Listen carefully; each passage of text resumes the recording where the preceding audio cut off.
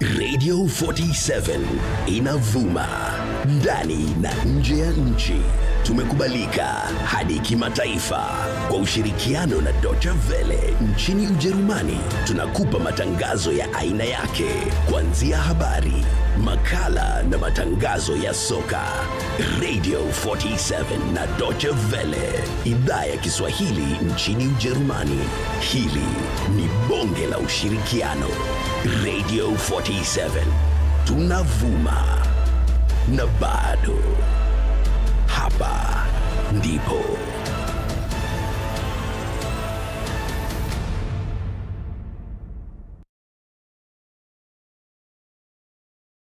Hello and welcome to China Farm. China and Africa are geographically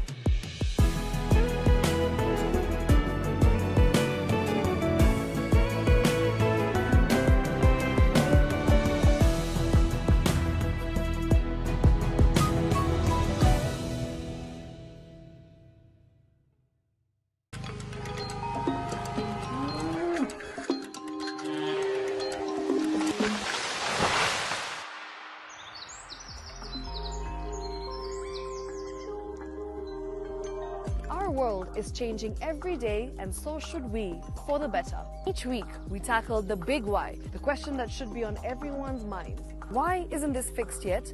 Deforestation, global warming, and the adverse effects of climate change.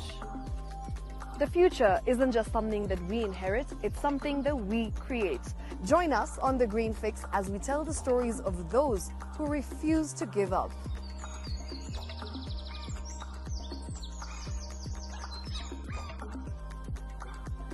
When it comes to fixing the planet, there is no time to waste. Join me, Shiksha Arora, on Thursdays at 9 p.m. on The Green Fix as we look into the big why, you and I.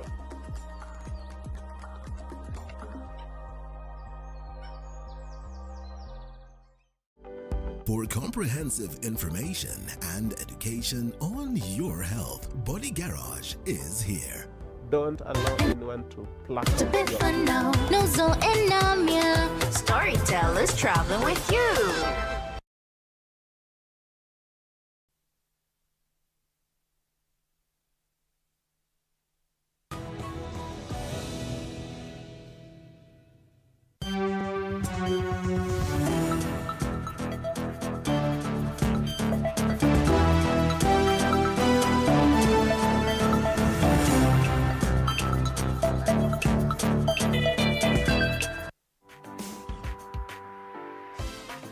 A very good morning to you. So happy to see it has been a very long weekend, but we are back. Weekend isha, kila kitu isha. Lakini leo kaa chonjo.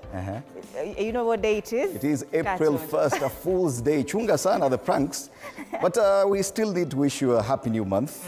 It is the 1st of April. March has ended. Pesa imeingia mfukoni. So much to look forward to. President William Ruto begins his tour of Mount Kenya region today as well. So let's take a look at the headlines. All right. We start off with the People Daily. Keep off Uhuru's projects. Rigathi tells Ruto on tour. That's the People Daily. All right. Daily Nation goes with a different one, Ruto's bombshell. Taifa Leo wataweza mlima. Standard Leo ameenda mambo tofauti kabisa. Human traffickers, that's a big headline on the front page. List of shame. Business Daily, lease of KPA assets back amid Dubai port interest. And then stars some trouble there, saying Rigathi, fresh headache as friends send mixed signals. Sawa sawa. Twende regional. Tuone before that. Yes, to discuss this trip to the mountain by President William Ruto, we'll be having these three gentlemen in studio. James Gakuya, MP Embakasi North, Daniel Manduku, MP Nyaribari Masaba, and David Kiplagat, MP Soi. Do stand by for that conversation on State of the Nation coming your way at 6:30 this morning. Later on, we'll be talking to Agan Daniel, that is the Secretary Media for Environment, Science, Health and Agriculture, MESHA, as well as Steve Weblo, that is the President of IFAJ. IFAJ is the International Federation of Agricultural Journalists on Media and Climate Change. Stay tuned for that. Baadaye tunaenda shambani. Dairy goat farming from 9 a.m. to 10 a.m. If you've ever thought of starting some goat farming project, you better not miss this one. Joyce Waithira Getuto. Goat meat. Wala wapenda goat meat. Ata milk. Very, very sweet. Ah, okay. Yeah. Interesting. So they say. That coming your way at 9 a.m. this morning. All right. Tuvuke mipaka twende Tanzania. Gazeti la Jamhuri wanasema kwamba ATCL kichomi, umuhimu wa azimio la bunge kurejesha ndege kwao adhibitishwa na ripoti mpya ya CAG. Rais Samia asema mapendekezo yaliyotolewa yatafanyiwa kazi. Profesa wa DUCE asema inawezekana mabosi wanaongoza mashirika ya umma hawana uwezo, na Chadema ya hoji inawezekanaje baadhi ya Watanzania wanatumia vivuko visivyo salama. Masuala ya siasa, EAC lawamani kwa wadhuluma, na Rais Samia aombwa kuingilia haki ya Mtanzania ipatikane. Wanataka kusema wanalemewa na nchi zingine za Afrika Mashariki. Kabisa. Jamhuri. Tanzania, they are the hosts for the EAC in Arusha. All right. Tuvuke gazeti la Mwananchi, tukisalia kule Bongo. Habari kuu pale, Samia awaonya wachezea amani, asema ni mwaka wanaweza kutokea watu wakaiharibu. Ahidi kufanyia kazi changamoto za uchaguzi wa serikali za mitaa.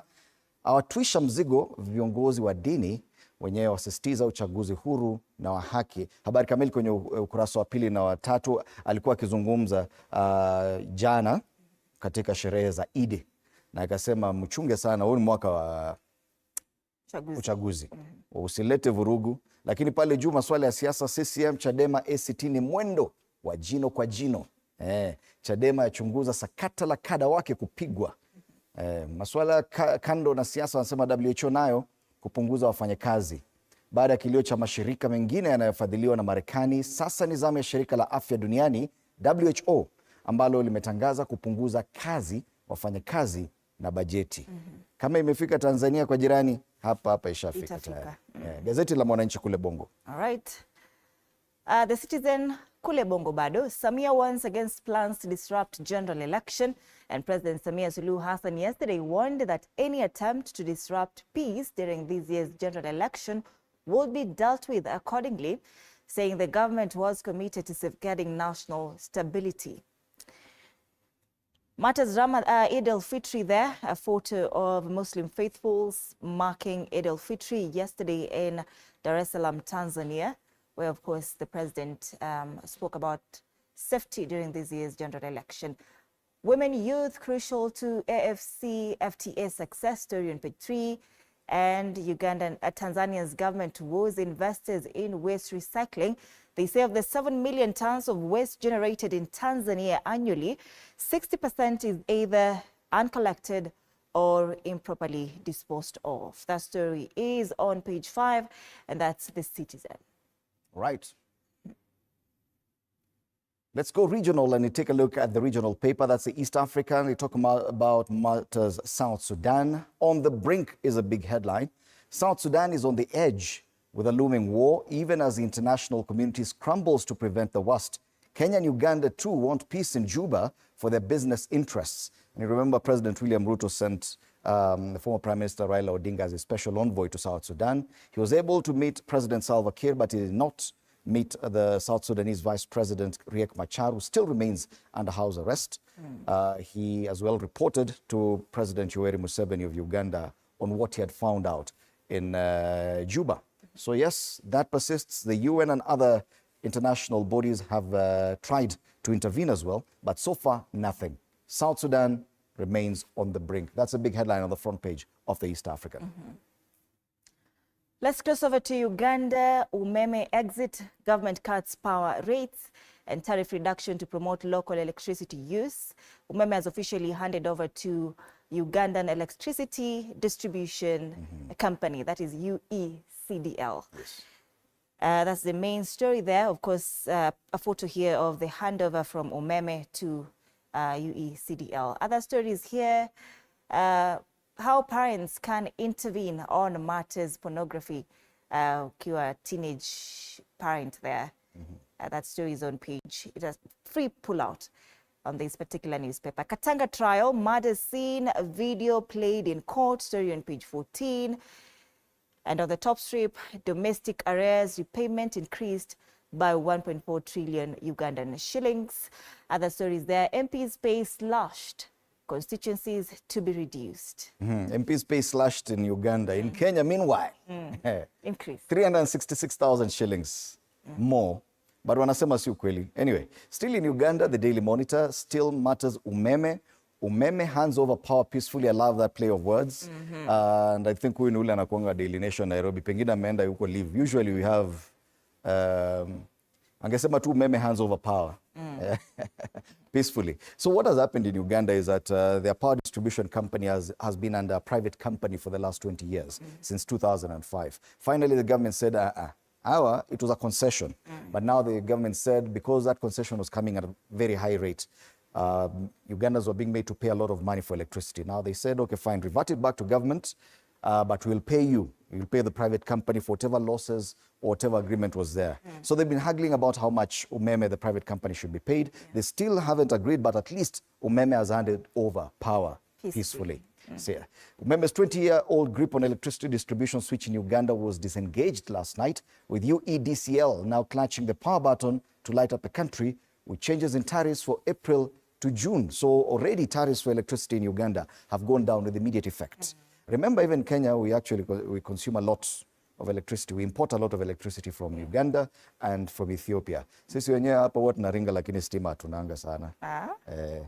Hatuna ya kutosha. And that's a Daily Monitor. All right, let me take a look at the weather situation now. Tuanze na Nyeri. Tuanze na Laikipia because the president is going to Laikipia today.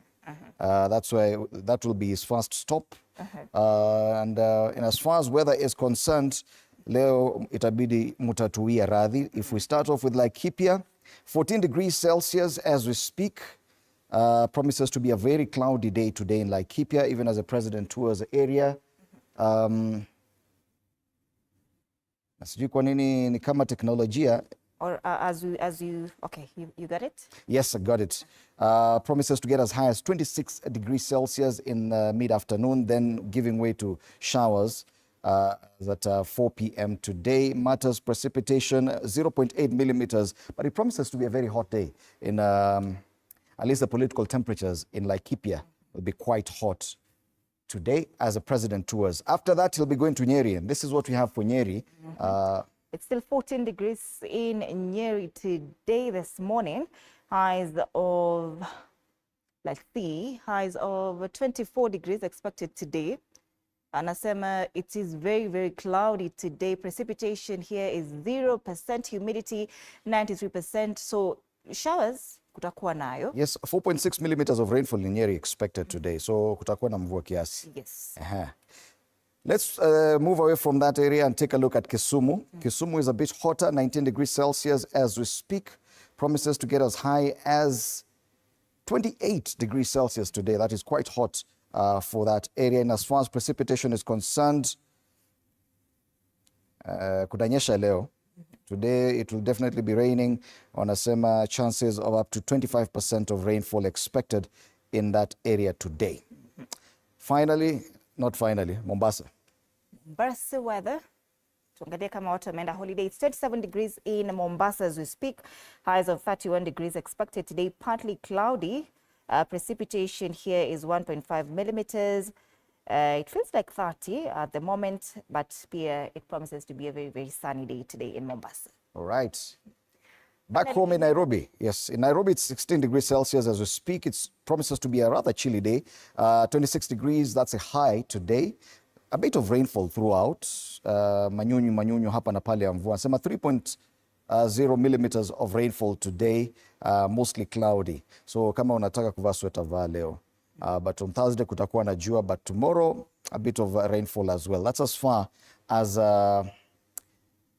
the weather situation is concerned. Tuangalie masuala ya traffic. We may not be able to share it on our screen today, but a general overview of Nairobi. All right. Naangalia maeneo ya pale Thika Road kwanza, tukianzia pale between KU na Githurai. There's a long stretch of red pale. Areas around Kahawa Sukari. There's a long stretch of red that's on the northern side of the city, all the way from KU mpaka Githurai. After that, it's green all the way up to all the way past Allsops, past Kasarani, past KC University. Inakuja kushikana tena pale Pangani interchange kama kawaida. This area around here, unaona that long stretch of red. But that's the only trouble I'm seeing here in Nairobi. because ukienda Jogoo Road is not any trouble, and you see it's almost 1:15. And Jogoo Road, I can just see a long stretch of yellow pale Madaraka, which means not much traffic. And once you get closer to City Stadium roundabout, not much. Mudhurwa area opposite Machakos iko kawaida. Pale chini pale upande wa Haile Selassie Avenue, areas around Easy Coach na railways around here, somewhere around here. Hakuna traffic mingi pale, iko sawa tu. This is the area I'm talking about, but not much traffic there. Further east, Kangundo Road is busy, but not much for, it feels like a Monday, but it's a Tuesday. Yeah. Watu bado hawajarejea makazini, because I can look at, if I'm looking at Kangundo Road well, there's not much traffic on both sides of the road. Area nyingine pale ni Fedha, Pipeline, pale kama kawaida matatu ziko mingi. But on this other side of town, the opposite side of Uhuru Highway, not much traffic on Ngong Road, Waiyaki Way, or Langata Road. So most of the traffic probably is on Thika Road. All right, that's it. The traffic update. Yes, that's a traffic update this morning. We'll give you more details later on. Absolutely. Let's take a look at the quote of the day.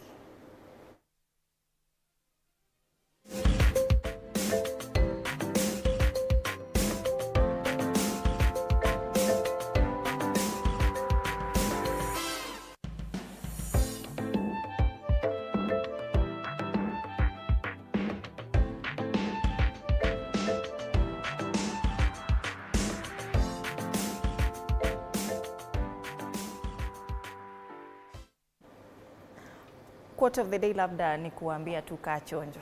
Usidanganywe leo. Manake leo ni April Fools, so kaa chonjo. Let's take a look at the local dailies in depth. We start off with the Daily Nation. Ruto's a bombshell. Now, scorecard President vows to prove naysayers wrong by showing how his government has fulfilled its promises. President William Ruto has for the first time revealed the behind-the-scenes intrigues that led to the impeachment of Rigathi Gachagua as deputy president, claiming his former principal assistant demanded to be paid 10 billion shillings, even as he picked incessant quarrels with MPs and government officials. And as the head of state starts his charm offensive in the mountain today, he faces an uphill task.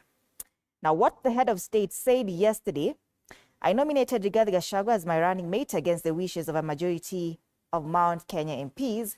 Upon winning the elections, former DP Rigathi Gachagua was always quarreling. He never helped me to defend the government. He quarreled blogger Dennis Itumbi, my personal assistant Farouk Kibet, and MPs from the Mount Kenya region. The former DP demanded that all Mount Kenya MPs should kneel before him or else they would lose their seats. I stopped 2 other plans to oust him. Gachagua asked for 10 billion shillings, threatening that he would make me a one-term president. I refused to be blackmailed. Do you know how much 10 billion shillings is? Naliuliza hivyo, wewe unajua 10 billion shillings ni nini? And former AG and former Public Service Cabinet Secretary Justin Muturi said he was not competent to do the job. Sasa he fired himself. That is what Ruto said. President Ruto, I did not fire him. Alikuwa amestrike. But does this signify or indicate the agenda of this trip to Mount Kenya? That he spent so much time discussing his former deputy and why he had to let him go? Because that is the genesis of all this problem. That's why he has not been able to go to the mountain in over 6 months, because he impeached Rigathi Gachagua. So is he going back there to explain, this is why I did it? Well, lazima usafishe rada. Aliitisha 10 billion. Wale watu wa mlima unawaambia 10 billion wanashangaa, aliitisha 10 bob. Iyo ni nini? All right, that's the main story here in the Daily Nation. Other stories: clerics caution against pay rise for MPs and Muslim faithful during Eid prayers to mark the end of the holy month of Ramadan yesterday at Masjid Nur Mosque. Said that the Salaries and Remuneration Commission and Parliamentary Service Commission should not increase the salaries of members of parliament at a time when a majority of Kenyans are struggling with a high cost of living, or else they will go on a strike. That is according to a council of imams and preachers yesterday during Eid celebrations. All right, let's take a look at the other paper, and that's the Standard. Something totally different. They talk about human traffickers And this one has steered clear of the Mount Kenya politics. So they say time is running out. Rogue recruitment agencies continue to operate with impunity, preying on unsuspecting victims and selling fake dreams that quickly turn into nightmares of forced labor, violence, and captivity. This paper exposes unscrupulous agencies fueling the human trafficking machine that ruins lives, inflicting untold suffering on families as government turns a blind eye. So the story is covered on 3 pages, pages 4, 5, and 6. It is the main story today on this paper. It has 3 images there on the front page of some of the suspected recruitment agencies. Grace Eshiwani, Jane Thiongo, and John Njuguna. All these are recruitment agents. And someone is quoted here, one of the victims who confided to this paper, he or she said, Grace Eshiwani, who has been pictured there, is a sweet talker. When you speak to her, she claims to be in Bangkok, but when you arrive, she tells you to find her at the job centers. We know DCI officers are aware of her operations, but she remains untouchable. Yes. So you can read more on this so that you're not warned, you're warned. To be forewarned, it will be forearmed. Usidanganyike. Other stories there on the front page of the Standard, Pale Juu. Wasema 1 year on, no answers on General Ogola crash. Yes, Chief of Defense Forces, the late General Ogola died last year. It's 1 year on. And someone had promised to make public the results of an inquiry into his death. And Kenyans forgot about it. Today is April 1st. He actually died on April 18. So 1 year on. Should we receive another promise today on April 1st? Now that the Standard has said this. Trump calls out Putin and Zelensky. That's on the world international pages. But then when it comes to sports, look who's back. And that's on page 40. Yes, look who's back for lovers of Arsenal. Bukayo Saka is ready to go for Arsenal after 3 months out with a hamstring injury, manager Mikel Arteta said yesterday. Now, watu wa Man United sasa wanaweza tulia kidogo. Sababu sasa hata hatuwezi fanya show sababu watu wa Man United wamesikia Saka amerudi. Mnamwogopa to that extent. Saka, the great Bukayo Saka is back. Watu wanatetemeka kweli kweli. That's the Standard today. All right. We take a look at Business Daily. We have a physical copy here. Lease of KPA assets back amid Dubai port interest. And the Treasury has revived plans to lease Kenya's port assets to private investors, marking a change of tune by the Kenya Kwanza administration that previously objected to a similar proposal to offer the facilities to Dubai-based DP World. And the Exchequer has backed a proposal by KPA to lease some of its assets, including the Lamu Port Container Terminal, 4 berths at the Mombasa Port, and 4 berths at the Mombasa Port Container Terminal 1. Other stories here, non-salaried workers to get affordable mortgages. This is positive news. And they say non-salaried workers are set to access subsidized mortgages of up to 6 million shillings under a state-backed scheme that covers nearly half of the credit in the event of default. That is according to the Kenya Mortgage Guarantee Trust. A photo here of Muslims attending Eid al-Fitr yesterday at Sir Ali Muslim Club in Nairobi. And the prayers to mark the end of the holy month of Ramadan were held in open ground mosques and community halls across the country. On the ticker, foreign banks turn to parent companies for capital boosts. Insurers breach commissions limit in race for business. Umeme investors face lower pay as concession ends. This story is from Uganda. You remember Umeme has handed over power peacefully to UECDL. All right. That's Matters Business. Let's focus on the Star newspaper next. And the Star today, kumbuke, it's a free paper, not for sale. And it comes with a complimentary copy of MyGov Pullout for government tenders and job opportunities. You can find it there. But the main headline, on the same day that the president is heading to the Mount Kenya region, this paper talks about cracks in Rigathi Gachagua's camp. Rigathi, fresh headache as friends send mixed signals. Cracks in his camp impossible to ignore. And they talk about 2 people. I have read the story. They talk about Gathoni wa Mushomba, the woman representative for, the MP for Githunguri. And Morara Kebaso. I didn't know Morara Kebaso is aligned to Rigathi Gachagua. Wanasema ile Gathoni wa Mushomba talked about the former deputy president being very abrasive. Now that she has turned against him. And then Morara Kebaso apparently has left Rigathi Gachagua. That's the import of this story. Interesting. Yes. The other story on the front page of this paper, 31 counties to lose 7.74 billion shillings in CRA plan. That's a Commission for Revenue Allocation, which is chaired by none other than Mary Chebukati. Some of the gainers, Garissa, which will get 1.282 billion shillings, Marsabit 1.5, Isiolo, Kajiado, Wajir, and Lamu. Yet the losers include Nairobi, Nakuru, Turkana, Kakamega, Kilifi, Mandera, Kitui, Machakos, and Kisii. So you can find out from the Star if your county is benefiting from this or losing. Other quick highlights on the front page matters from getting by in farming to leading agroecology. That's just one more of the stories there. Paleju, no closure for parents, 10 years after Garissa University attack. Would you imagine it was 10 years ago? 10 years. Garissa University attack. Well, that's the Star newspaper That's today. 2015? It's 2015. That's a Star newspaper. All right. Kuna People Daily bado, eh? Yes, let's take a look at the People Daily. Keep off Uhuru's projects. Rigathi tells Ruto on tour. Amesema kwamba most of those projects that he's going there to launch former President Uhuru Kenyatta's projects. Sasa wache kudanganya watu wa mlima. Other stories here. Joy as Muslims gather to mark Eid al-Fitr, of course, to mark the end of the holy month of Ramadan yesterday.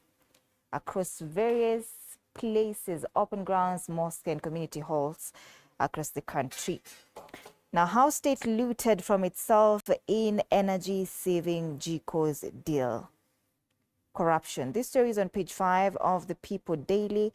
Maybe we can just take a quick look at it, what they say here. And auditor exposes looting over inflated cooking stove prices. They say a new report has exposed how the government looted from itself by inflating the prices of energy-saving GOs from 5,000 shillings to 19,000 shillings, a whopping 280% increment. Now, the report by the Auditor General Nancy Githungu has fingered the State Department for the arid and semi-arid lands and regional development for overpricing the GOs, which were supposed to sell at between 3,500 shillings to 5,000 shillings per GO, inclusive of taxes, for free distribution to Kenyans. Hii ni ile jiko moja ile. Nakumbusha zile wheelbarrow za anti-carcinogenic. All right, that's the People Daily. That's the People Daily. So let's take a look at the caricatures now, cartoons, before Taifa we... Leo? Oh, kuna Taifa Leo. Aha, mbona tusahau Taifa Leo. Wataweza mlima? Swali kuu leo. Kila mtu anauliza hii swali, wataweza mlima? Ni kibarua. Wakazi wa Mlima Kenya walionekana kukerwa na hatua ya rais kumtimua mamlakani aliyekuwa naibu wake Rigathi Gachagua mwaka jana.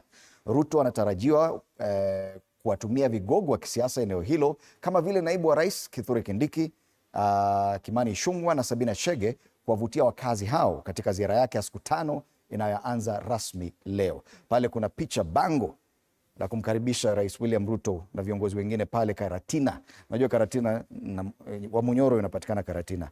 So they chose that place to put this kumwelcome hapa. Very interesting. Rais Ruto na naibu wake wana mtihani mgumu wa kuwashawishi wakazi wa Mlima Kenya waunge mkono. Ndio habari kuu kwenye kurasa wa mbele wa gazeti hili. Kwingineko vidokezo zaidi wanasema pale chini kwa Taifa Leo. Ledama na Olelenku wazozana. Huyu ni gavana wa Kajiado apinga mkutano wa seneta wa Narok ndani ya kaunti yake. Na jamii njia panda kuhusu urais, ni jamii ya Wabagusi. Kwa njia panda kuhusu azma ya Maraga kuwa rais. Na kuna mwingine pia kule anaitwa Matiang'i anataka kuwa rais pia. Pale juu shule zaanza kufungwa utata ukizidi. Now this is one of the things we've not mentioned today.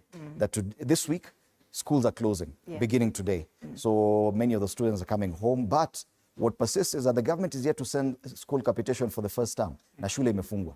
So what will happen? They will not send it. Na shule zisha incur the expense. Washachukua viazi, maharagwe na mahindi, washapikia watoto, wanangojea ati serikali itatuma pesa tawalipa. Oh, serikali simeshafunga shule. Mnataka pesa ya nini? Vile mulimanage, endeleeni hivyo hivyo. All right. Gazeti la Taifa Leo, tuangalie makarakacha. That's the one on the Daily Nation. Cover me, I'm going in. And that is a caricature there of President William Ruto. Akionekana kwenda kupanda milima. We see leaders from the Mount Kenya region here akiwaambia cover me, I'm going in. Why should he be covered? Yes, ni kama SWAT. Asema cover me, I'm going in. Chicago PD. Ndio. That's a Daily Nation. Next cartoon, that's a Star. It talks about matters Kenyan football and the latest controversy about match fixing allegations. So we have a caricature of Kenya One. We anafaa kuitwa Kenya One. This is Harambee Stars goalkeeper anaitwa Matasi. Anasema it wasn't me. Lakini he's made it. Kama umechorwa kwa cartoon ya gazeti, you've made it, Matasi, but for the wrong reason. But matters football on the Star. The Standard still matters Mount Kenya region, a caricature there of the president. Anasema kwamba for the sake of peace all over the country, I decided to overhaul my cabinet and just let the opposition be included as specialists to achieve our goals. He has a lot of explaining to do.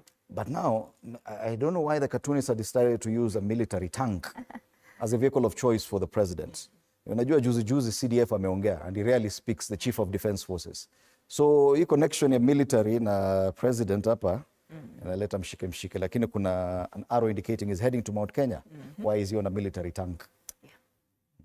Swali pale. Alafu hapa anasema it's the first day of April. That's what the commentator said. It's the first day of April. Is it trying to say that whatever the president is saying, take it with a pinch of salt because it is first day of April? People Daily. A caricature here of former CJ David Maraga, quoted saying, I am this man's project, no handshake. He's his own project. Yeah, na yasha sema Maraga tosha. Ye mwenyewe. He doesn't need any endorsements. These are just some of the interesting discussions we're having today. Of course, the big one is the president's trip to the Mount Kenya region, starting today in Laikipia and Nyeri. A lot of discussions, even the coverage here on TV47 is the same about the president. I think it's only one daily that has captured that media interview that the president held with the vernacular stations from that region yesterday. And what he said, should we take that as a main agenda for his trip to the Mount Kenya region? We'll be discussing this and a lot more with my panelists after the break. James Gakuya, MP Embakasi North, Daniel Manduku, MP Nyaribari Masaba, and David Kiplagat, MP Soy. So do stand by for that. Absolutely. Meanwhile, interact with us on our socials, TV47 Kenya on Facebook and YouTube, TV47 News KE on X. My handle is at Ann_Dida. The hashtag is Morning Cafe. Right, my handle is at Fred Indimule. Stay with us.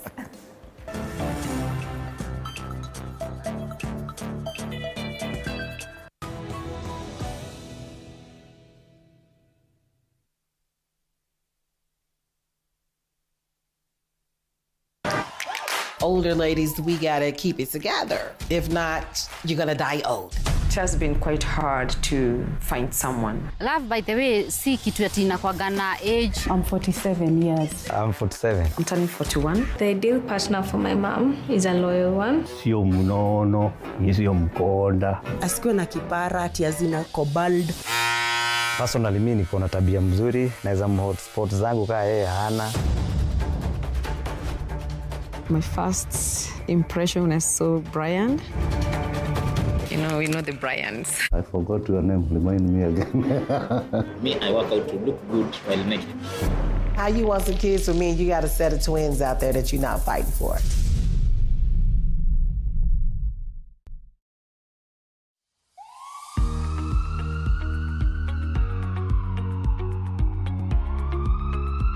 Did you know that a dab of lavender essential oil can help alleviate the itching from insect bites?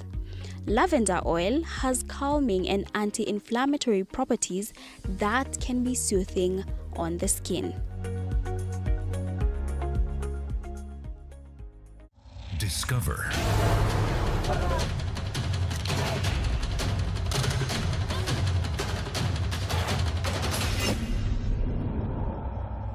The world.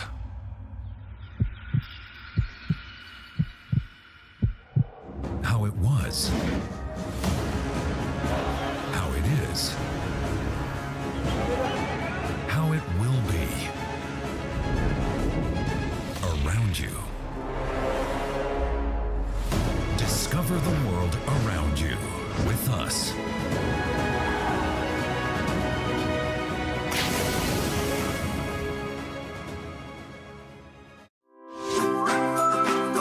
one-ingredient ice cream. Turn frozen bananas into one-ingredient ice cream without any fancy equipment. Freeze bananas until they're solid, then pop them into the blender until smooth and custardy. And voila, one-ingredient ice cream.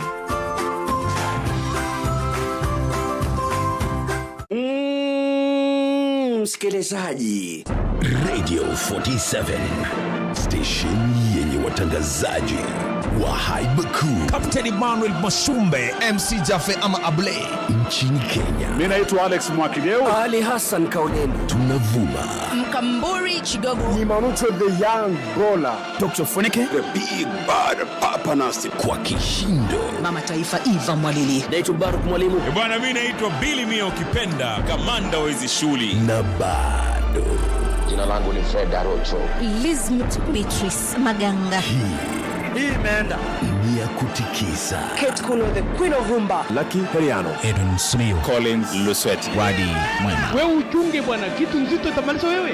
Radio 47 hapa ndipo.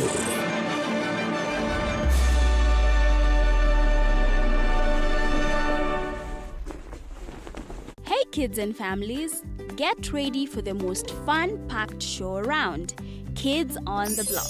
Join us for awesome music, magical storytime adventures, and super cool arts and crafts. Plus, we pop tasty treats in our cooking corner. Learn, laugh, and create with us. Kids on the Block, where every day is a brand new adventure. Don't miss it.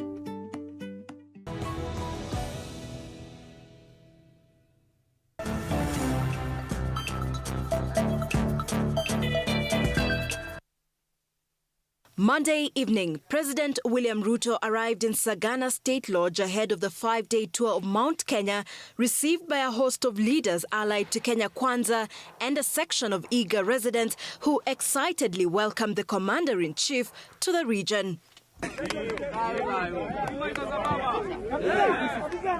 President William Ruto has his itinerary packed as he readies to crisscross and face the mountain, with hours to this awaited tour seen as a test in his attempt to consolidate support from the region ahead of the 2027 polls.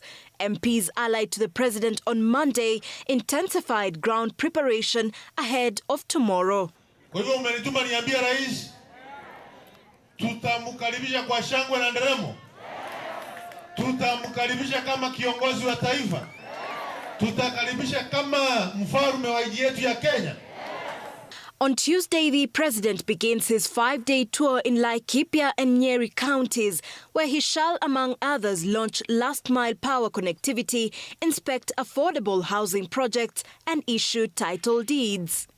Asifungulie hiyo njia, tutashukuru. Na vijana usina yuri mingi hapa, ina kazi yao ni kutafuta njia yoyote na waajiri yao. Sasa Mungu amekuja aleta hizi kesho, vijana vipate kazi. In his second day, Ruto will be in Meru and Kirinyaga counties, where similarly he will inspect projects and issue title deeds in Athwana Market. On Thursday, the president will proceed to Nyandarua and Murang'a counties, making stops in Olkalau Town, Engineer Town, Makuyu, Makenji, Maragua, among others. On Friday, the president is expected in Tharaka Nithi and Embu counties, and on the last day he shall make various stops in Nyeri and Kiambu counties. Na rais ujisikie uko nyumbani ukiwa Mweshweri.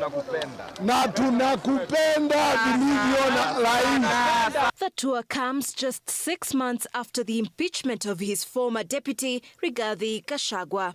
Sheila Chelangat for TV 47. Yes, indeed, it is the biggest conversation, much anticipated trip by the president to the Mount Kenya region, which officially starts today, April 1st, 2025. People are making jokes around the date, which is better known as April Fools. But yes, it's happening. And it is a big conversation even here at TV 47. It's time now for the State of the Nation. This is the Morning Cafe. My name is Fred Indemuli. Allow me to introduce my panelists, Daniel Manduku, MP Nyaribari Masaba. It's good to have you in studio. Thank you. And alongside James Gakuya, MP Embakasi North. Good morning, karibu sana. Morning. We are still hoping David Kiplagat, MP, so will be joining us. But before we get there, There's so much talk about this. How does it make you feel as a member of ODM, now ODM in government, that there's so much focus on Mount Kenya region? The president has been going all around the country. How does it make you feel as a member of ODM, seeing this much attention being paid to it? Well, thank you, and morning viewers. I am not the jealous type. But then to me, all this hullabaloo is what Shakespeare would call much ado about nothing. Why do I say that?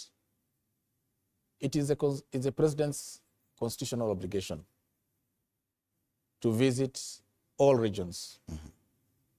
It's also his political obligation, having had massive support in the last election from this region. But for me, I think it's good news, because then, and according to his own script last night, because I watched the interview at length, he's out to prove a point that the so-called Mount Kenya is still within his grip. And here I talk about political grip. But also, some of us are keenly watching, because what I heard him say yesterday, for the first time, made me wonder whether we're in the same country. The list of development projects that are currently going on in Mount Kenya. I'll give you an example. If I got him right, he talked about ongoing tarmacking of 1,000+ kilometers of roads.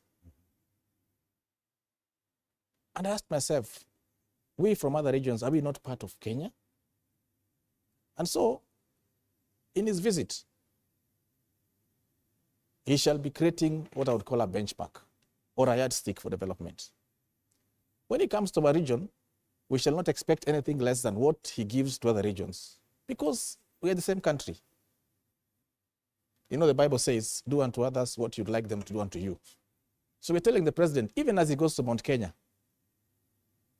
give the mountain goodies as much as you will come and give other regions. He's been already to Western Kenya. We've seen him what in did he give coast Western region. Kenya? Can we compare? Do you have the same complaint about the other regions? We are now seeing that, you know, when you have two children and you go and buy them uniform, you tend to buy them the same uniform. You don't buy another one, a more expensive shirt than the other. And as his children, political children, we expect him at a minimum to do the equivalent of what he shall give Mount Kenya. But having said that, he seems to love the mountain. Never mind kina Gakuya here, hawapendeki, lakini wanapendwa na rais. So let us watch, and come next week, I'll have a table on what development project he rolled out in each constituency. Then I'll go back to my people and tell them, you see, when he went to constituency A in central Kenya, he gave them this. So we expect him to come to my constituency in Nairobi, Masaba, and not only fulfill the promises that he made, but roll out equivalent development in infrastructure, water, roads, and other things. Gakuya, there's a lot of excitement, especially for MPs allied to the president. Do you have any concerns about the 5-day tour? And what would be those concerns about probably the planning or the kind of itinerary the president has? Because if you look at the agenda, and it's a lot of it has to do with development projects, this should be very welcome to the entire region.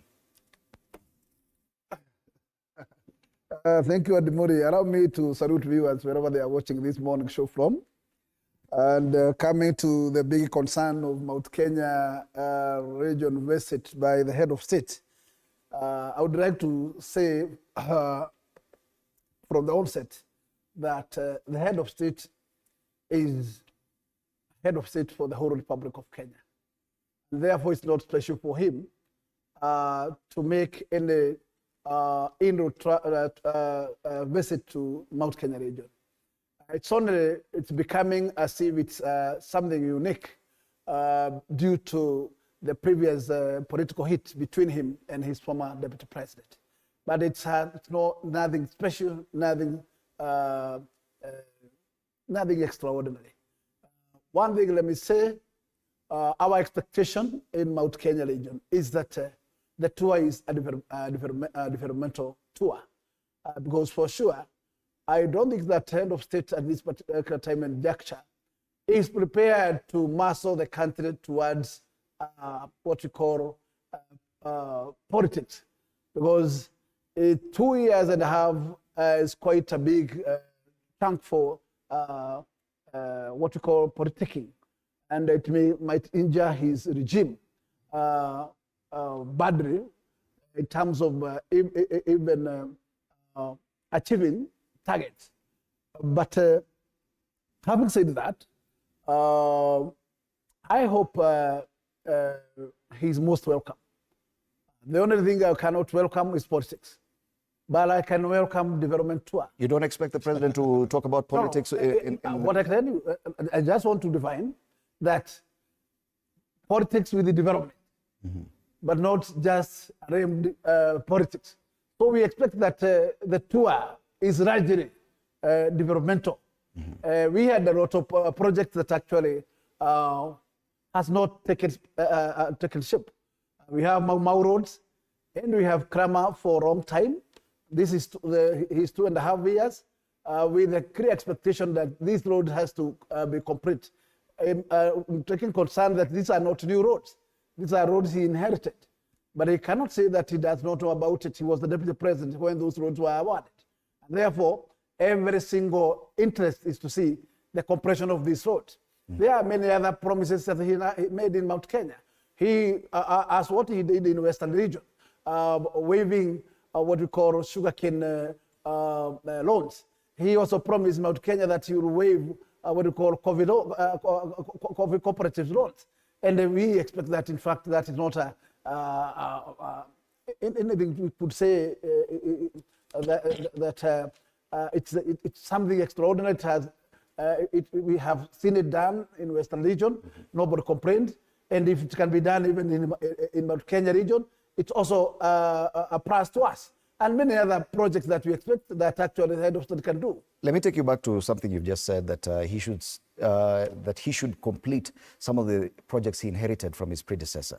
I'm looking at the People Daily on the front page, and it talks about a warning has been given by his former deputy president. Keep off Uhuru's projects, Rigathi tells Ruto on tour. Isn't this self-defeating if President William Ruto would stay away from those projects that were started by his predecessor? Edemore, we need to define this, that whoever is starting to keep off is not in the government any longer.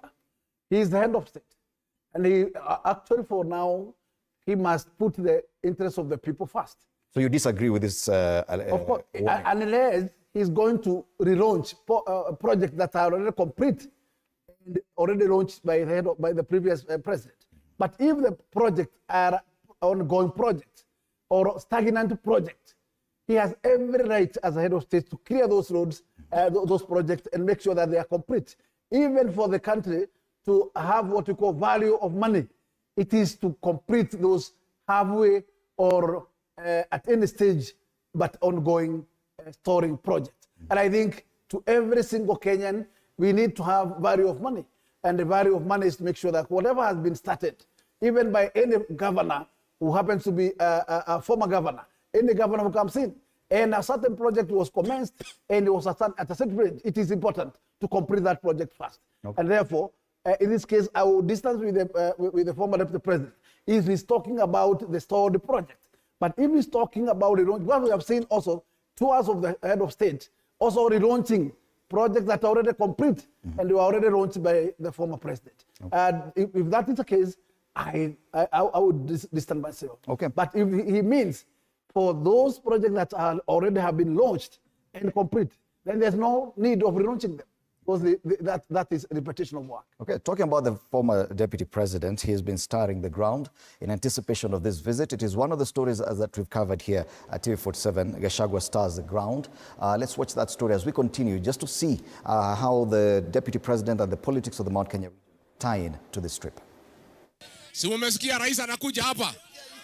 at Wangige in Kabete in Kiambu County during his visit in the area, former Deputy President Rigathi Gachagua told locals that President William Ruto should launch his own new projects during his tour in the mountain and not ride on Uhuru Kenyatta's old projects. Project zile zote ziko hapa katika mulima ni zile zilianzishwa na Rais Uhuru Kenyatta. hakuna project hata moja yako. Kwa hivyo wewe ukija hapa useme project umefanya ni gani? Zile project ziko ni za Uhuru Kenyatta, umekataa kumaliza. The former DP has reiterated that President William Ruto has done nothing much to write home about in the vote-rich region. Lakini usikuje kudanganya watu ya Mlima Kenya. Ati leo jioni ameita Inoro na Kameme akuje kudanganya nyinyi. Mutamusikiza? Mutamusikiza? Mutamusikiza? Ataenda ama aendi? Ataenda ama aendi? Nani ako na ukabila ndani ya Kenya? Nani alipeleka Rigathi nyumbani? Nani ameharibu uchumi ya Kenya? On the preparations for his new party that is set to be launched in May, Gachagua said the party will be the only force in the region, claiming that many other parties are associated with UDA in a bid to divide the region. Tuko tayari kwa chama yetu mpya. Mwezi wa 5. Kasongo aende asiende? Atembee asitembee? Aende asiende? Asanteni sana, Mungu awabariki watu ya Wangige. Thank you very much. Mike Kagwango, TV 47. Tuko tayari tupeleke Ruto nyumbani. Wale wanasema Ruto must go. Yes, on the front page of the People Daily, it reads, keep off President Kenyatta's projects. That's a warning by the Deputy President. Keep off Uhuru's projects, Wigiji tells Ruto on tour. Don't you think that that's a very self-defeating statement? You see, by their very nature, infrastructure projects take long. In fact, in the procurement process, we do what we call multi-year planning. So it's obvious that projects that were to take, say, 5 years or 6 years, due to the enormity and budgetary constraints, would have spilled from the former president's regime to the current regime. And so when the former deputy president, Rigathi Gachagua, says that in public, I think he's trying to create political relevance. And he's trying to stir up emotions and try and show the residents of central Kenya that William Ruto is not bringing anything to you, which is not true, really. Because there are many other projects that we know that William Ruto has started. I can give you an example. In central Kenya alone, we have more than 100 markets that have been built under William Ruto's regime. And some of these markets are actually very large. We have a lot of housing projects going on. We also have commitment on existing road infrastructure. So you cannot come and say that don't come and visit the former president's projects. No. These projects are multi-year. But you still feel he's giving in too much to the Mount Kenya region? Of course. I mean, I cannot change my mind about that. President William Ruto is giving too much to the mountain. Okay. At the expense of other regions. Let's welcome Bwana David Kiplagat. David Kiplagat is MP for Soi.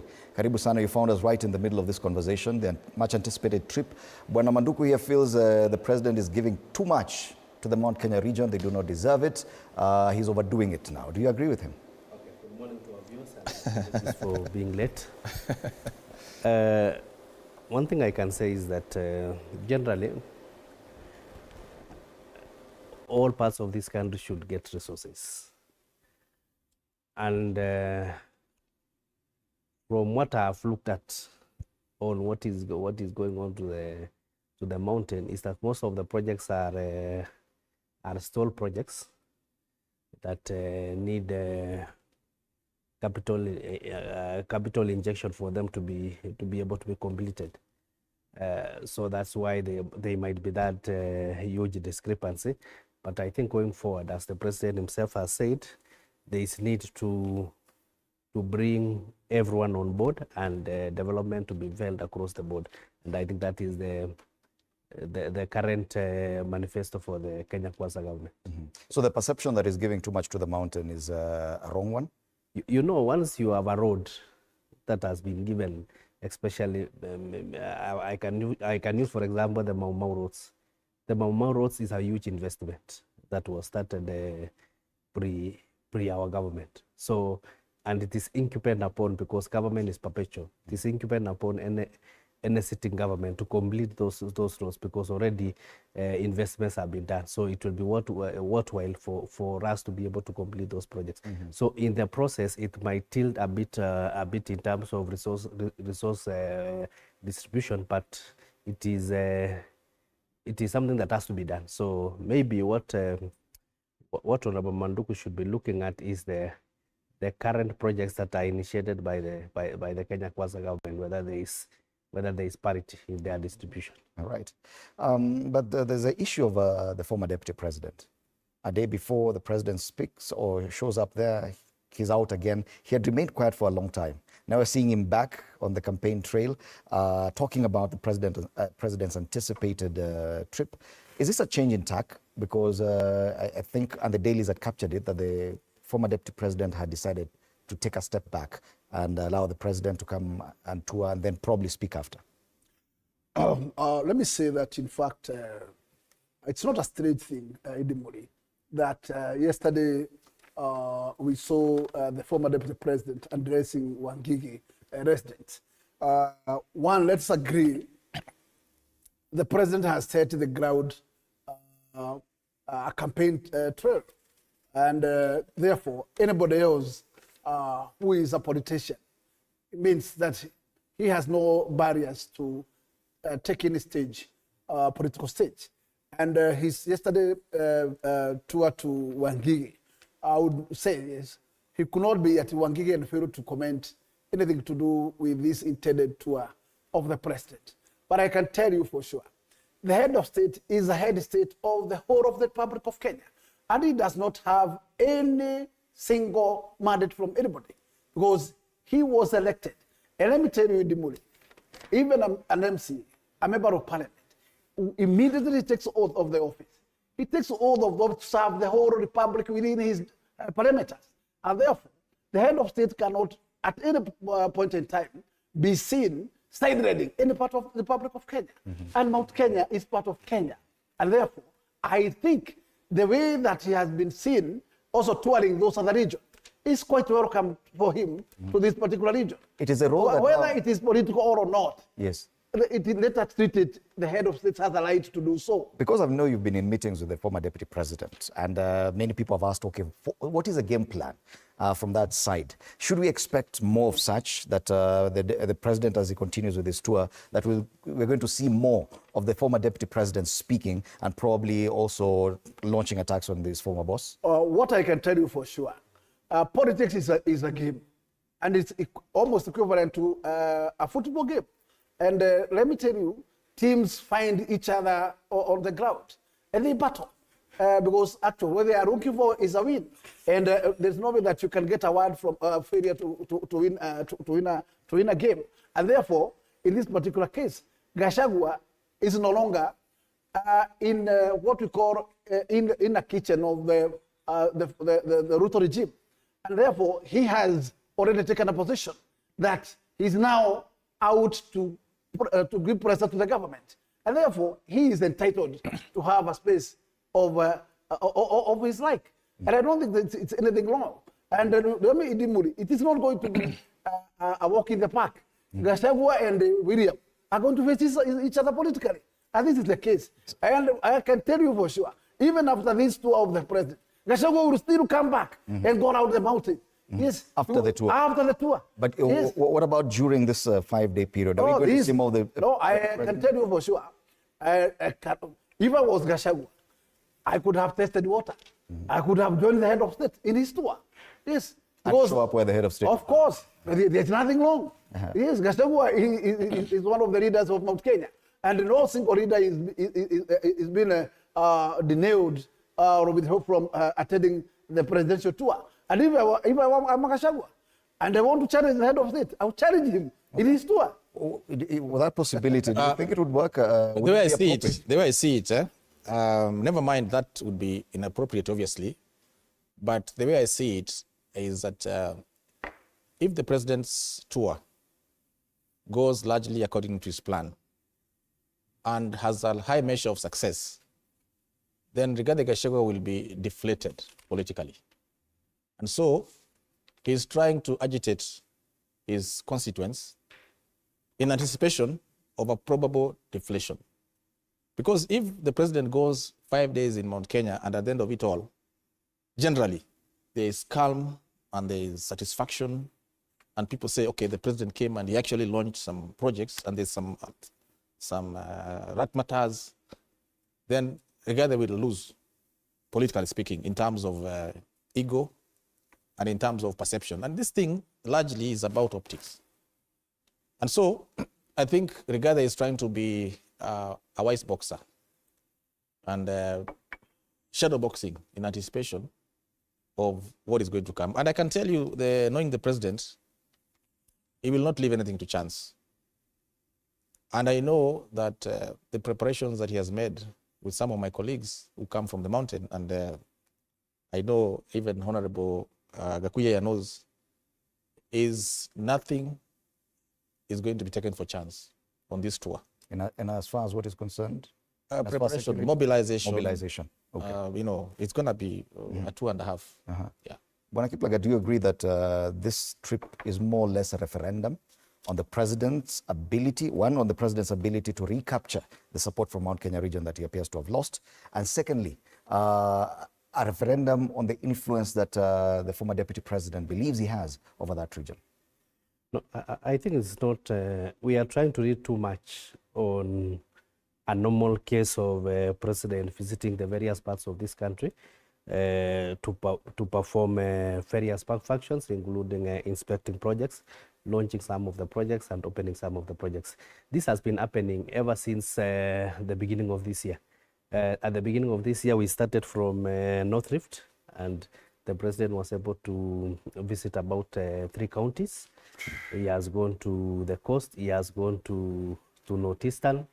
You remember the road that he pronounced. He has gone to, he has even visited Nairobi. He has toured the entire Nairobi. He has toured the Western. He's planning to tour Nyanza. He's also planning to tour the lower eastern side. So all this is as per the president's schedule and program for the year.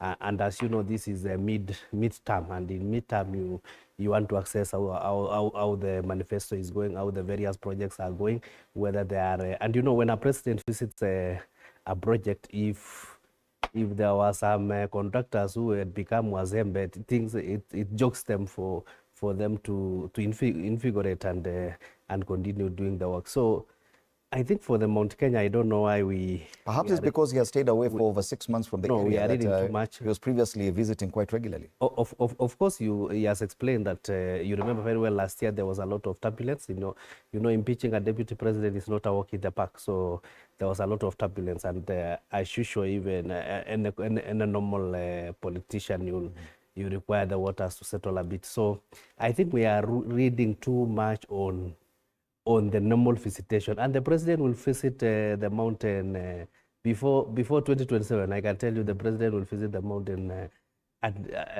several times. So we are trying. It is only that the events that prelude the visit is what. So do you agree that probably this trip by the president is more about his former deputy and why he had to impeach him? That he feels he needs to explain to the people of Mount Kenya why he did it. You know, also press have a way of coining topics to become actually the main topic. I think the main topic is visiting Mount Kenya for purposes of development tour. It's a development tour. Okay. And that development tour involves inspecting, involves launching, involves opening, and also meeting the opinion leaders in that region so that you can understand what the president spoke yesterday to the media. But it is the media who ask questions. A good chunk of the president's answers had to do with his former deputy. If you call a media briefing or a media address, then the media asks you all the questions they ask you is about Honorable Rigathi. Of course, you'll expect the president to respond. At least one daily has captured that interview. That's the Daily Nation. They call it the Ruto's bombshell, where he claimed, among other things, that the former deputy president asked for, sit down, listen to this, 10 billion shillings some of these amounts you cannot comprehend. 10 billion shillings, from the president's mouth. Let's listen to that story. Gachagua asked for 10 billion shillings so that we continue with this. Wakati mimi nimemnominate Bwana Gachagua, niliuliza kwa sababu nilikuwa na wabunge wengi, viongozi wa kutoka mlimani. Tuliketi chini na wao. Nikawaambia, jameni, mimi nimefanya kazi na Mheshimiwa Uhuru Kenyatta miaka 10. Nimefanya kazi kabla ya hiyo. Nimekuwa rafiki ya watu wa mlimani. Na wameniamini, wanataka kunipatia kura zao. Nataka nyinyi kama viongozi wa kutoka mlimani, wa bunge wa sasa, munisaidie mmoja wenu ama mmoja wa viongozi wa kutoka mlima awe naibu wangu wakati tunaenda kwa uchaguzi. Nasikia Nyokabi? Nasikia.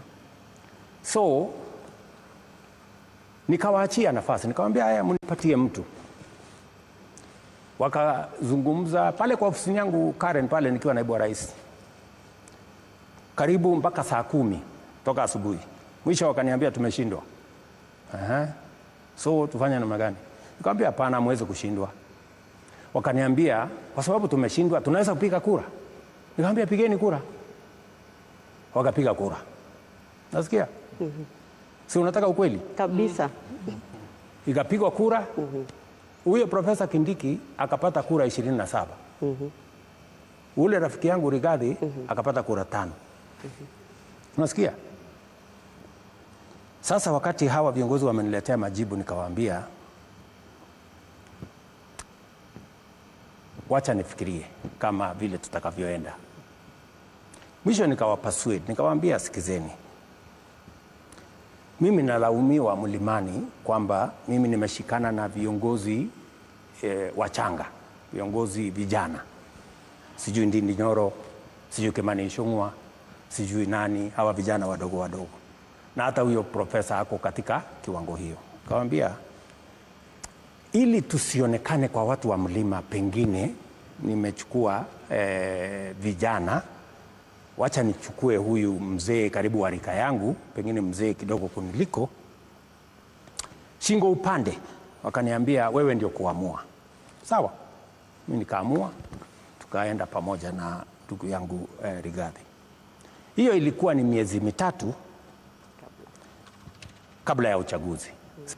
Wabunge wakaanza vita kwa sababu wameambiwa wasipopiga magoti, nasikia, wataenda nyumbani.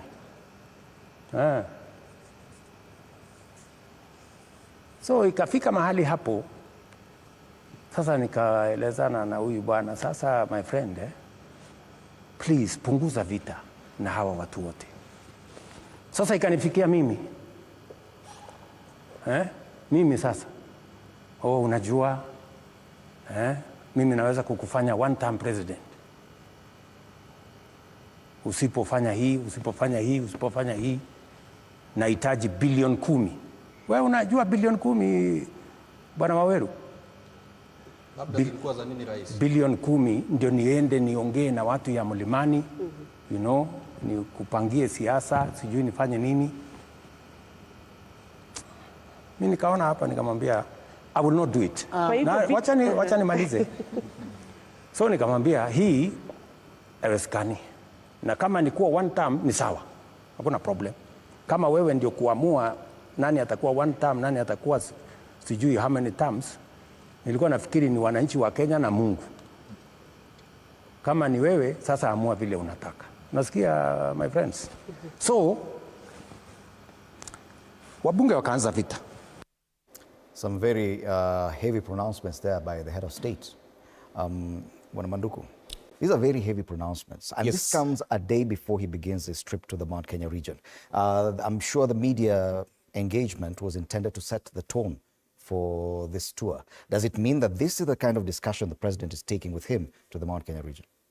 Well, I may not have been party to those discussions, given that I'm not even a member of the Kenya Kwanza government per se. But looking at the body language of the president, there's what he told us, which is well captured in the media and which came from his mouth. But there are this is an unspoken word, which you can gauge by his body language. I think the divisions are more seated or deeper than what he said. And I think the two gentlemen had reached a point where it was not tenable for them to work together, and especially with the intention of developing this country. There is more than meets the eye. That is my own perception. But then, what I know about the former deputy president is that it cannot be that you're a deputy president, and yet even the members of parliament from your region, majority of them, are not able to work with you. You know, they say politics is local. And if I was a deputy president myself, I would expect that probably 100% of the members from my region are people I can easily caucus with, I can easily identify with, who can walk with me in this journey. Cracks started emerging even in the House when we noticed or we realized that even his own people, majority of them, were not in sync with his aspirations. And so it was very easy to change the tide against him. What is even more dangerous is, and if it is true, some of the members were actually threatened that I'll make sure that you don't go back come next election. And you see the president is talking about... You work with his members. Is that what they say? Some of them, yes. Some of them. Yes. Kneel down before me. We had this before in Kenya. There was a vice president. Have you heard this from any sitting member of parliament? Oh, yes, I have. Who are forced to kneel down before? I have a friend who keeps telling me, and it's a lady member, she tells me, and even they went to a church, and it's on social media, where the former deputy president called her out and rebuked her in a church function, in our own constituency. So when you have that kind of leader, it is very difficult to even protect him or to even try and defend him. But then when it comes to kneel down before me, we had this before. The late Dr. Josephat Karanja, if you remember, vice president, and he was impeached, among other reasons, with the fact that he would tell politicians who went to him that they should kneel before him. Whether it's true or not, we don't know, but that is in the Hansard in Parliament. So the relationship between the president and his former deputy president was untenable. That one we agree. It is about now the agenda of this trip by the president. One question, Bwana Gakuya, on that statement by the president. You work very closely with the former deputy president. You've worked closely with him. You're among those MPs considered an ally of the former deputy president.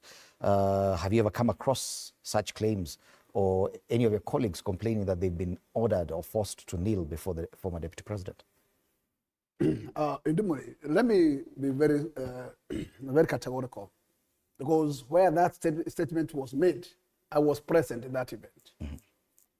And it was misinterpreted. What the Deputy President said, he said members should come back to the people. And he said if this year ends, without them coming back to the people, they face the wrath of the public.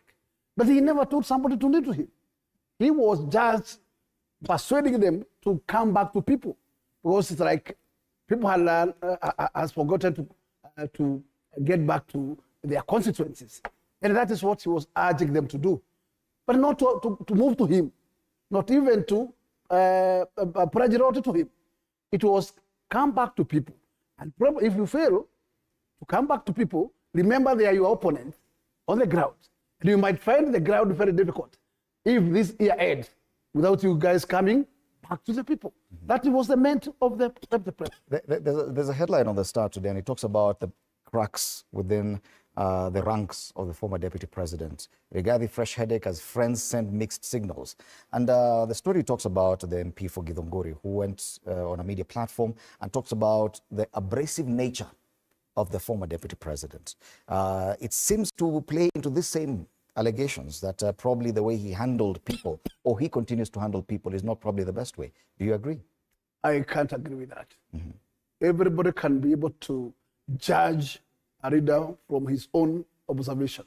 But to the rest of the time, I have been very close to Deputy President, former Deputy President. I have never found such kind of lacks.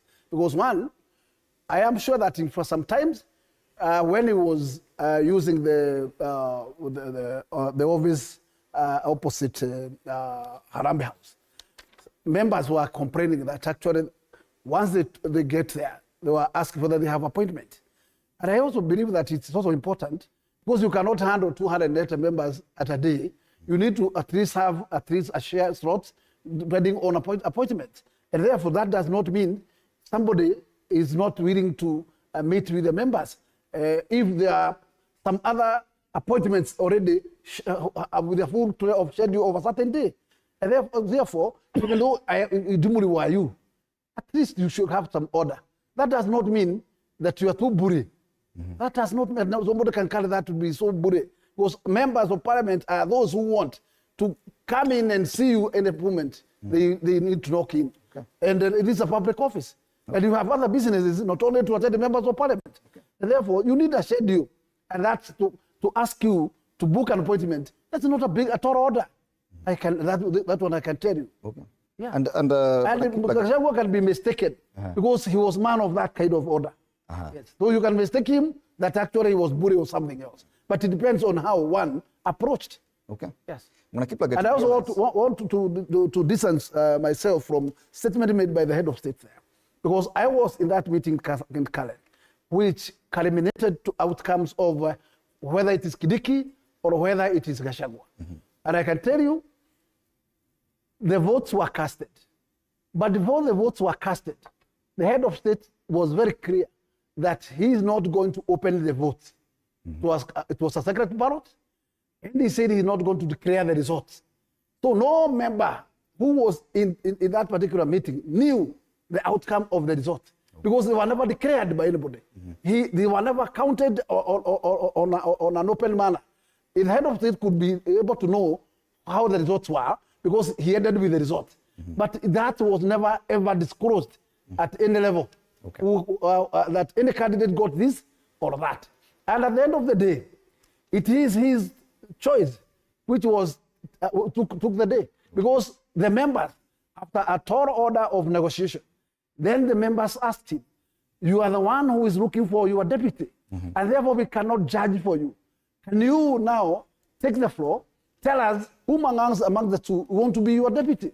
And he said, I want to take Gachagua. Okay. And that's how it ended.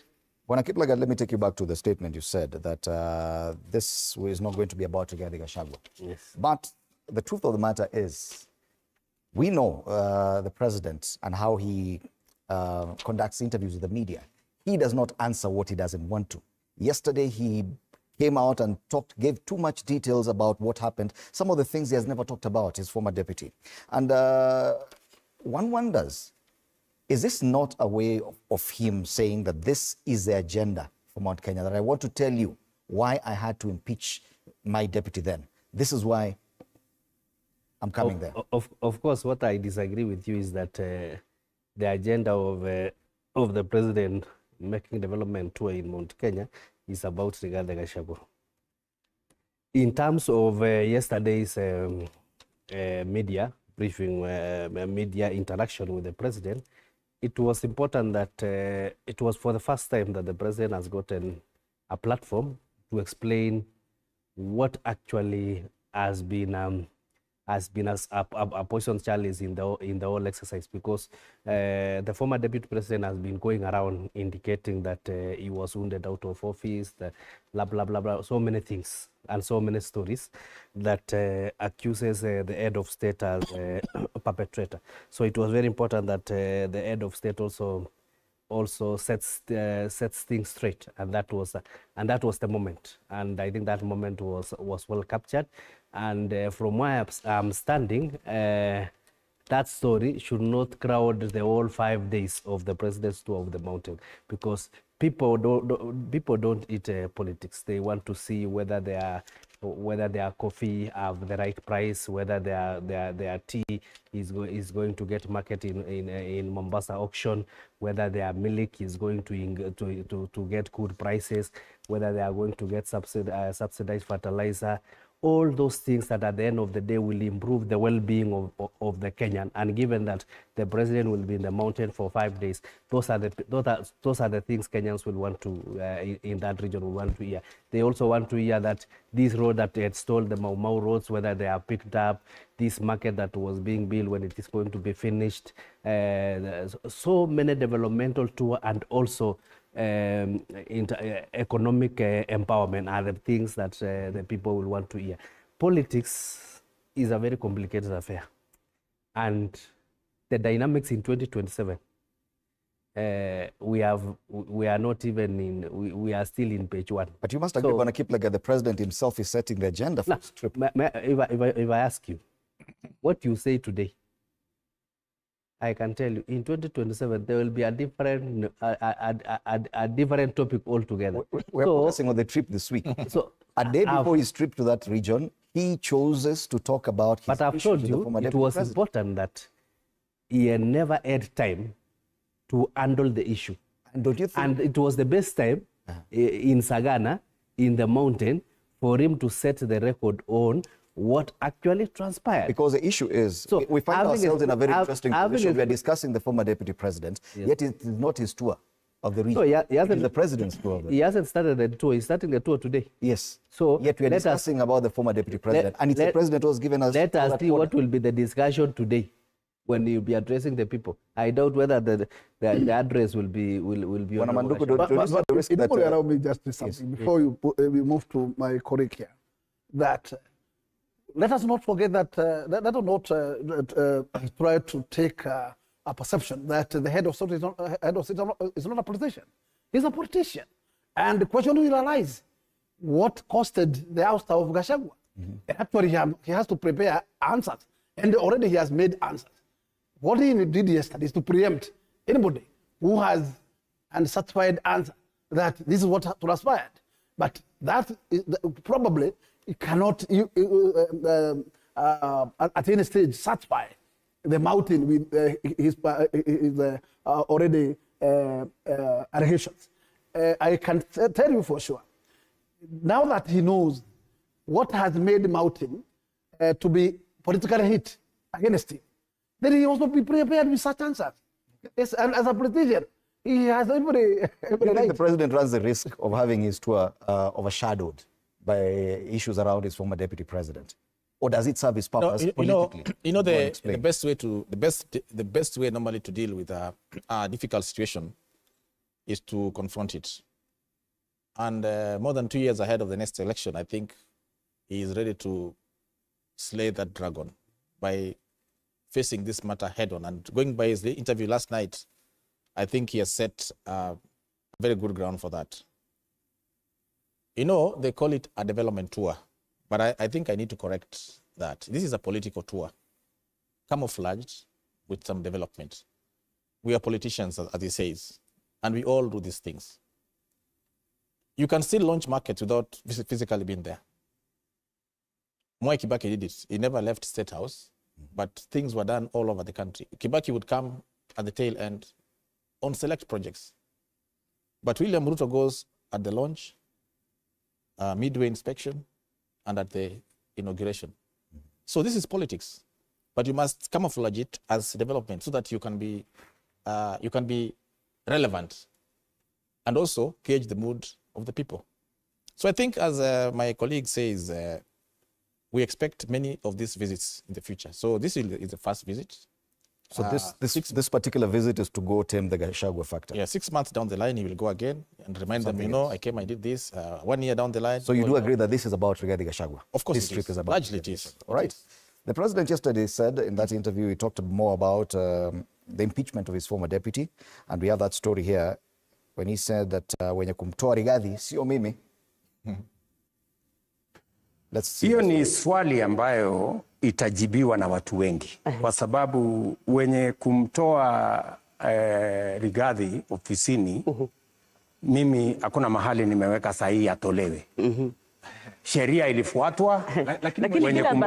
Wacha nikujibu. Wenye kumtoa wakamtoa, si ndio? Lakini nataka nikurudishe nyuma kidogo. Kabisa. Mimi ndio nimenominate Rigathi Gachagua. Si ndio? Hakupigiwa kura ati ndio mimi ni nominate. I nominated him. Kwa sababu katiba ya Kenya sehemu ya 148 inasema rais ndiye ana nominate. Si ndio? The president definitely had pains to explain the impeachment of his former deputy. Bwana Gakuyo, it looks more and more that Rigathi Gachagua is the main agenda of this trip. Idimuni, I have just repeated twice and twice that the president, and you have seen how Mulima has taken time to prepare, even sending members of parliament to go and start now trying to cool the tempers, make everything ready for him. It is not a small task, because one thing, he knows that already mountain is a spoiled mountain. And it means from his heart, he has not done away with it. He still have hope with it. And what do you expect the president to do? Is to back whatever is lost. Just bring back. And this tells you that, in fact, he has done his political arithmetic.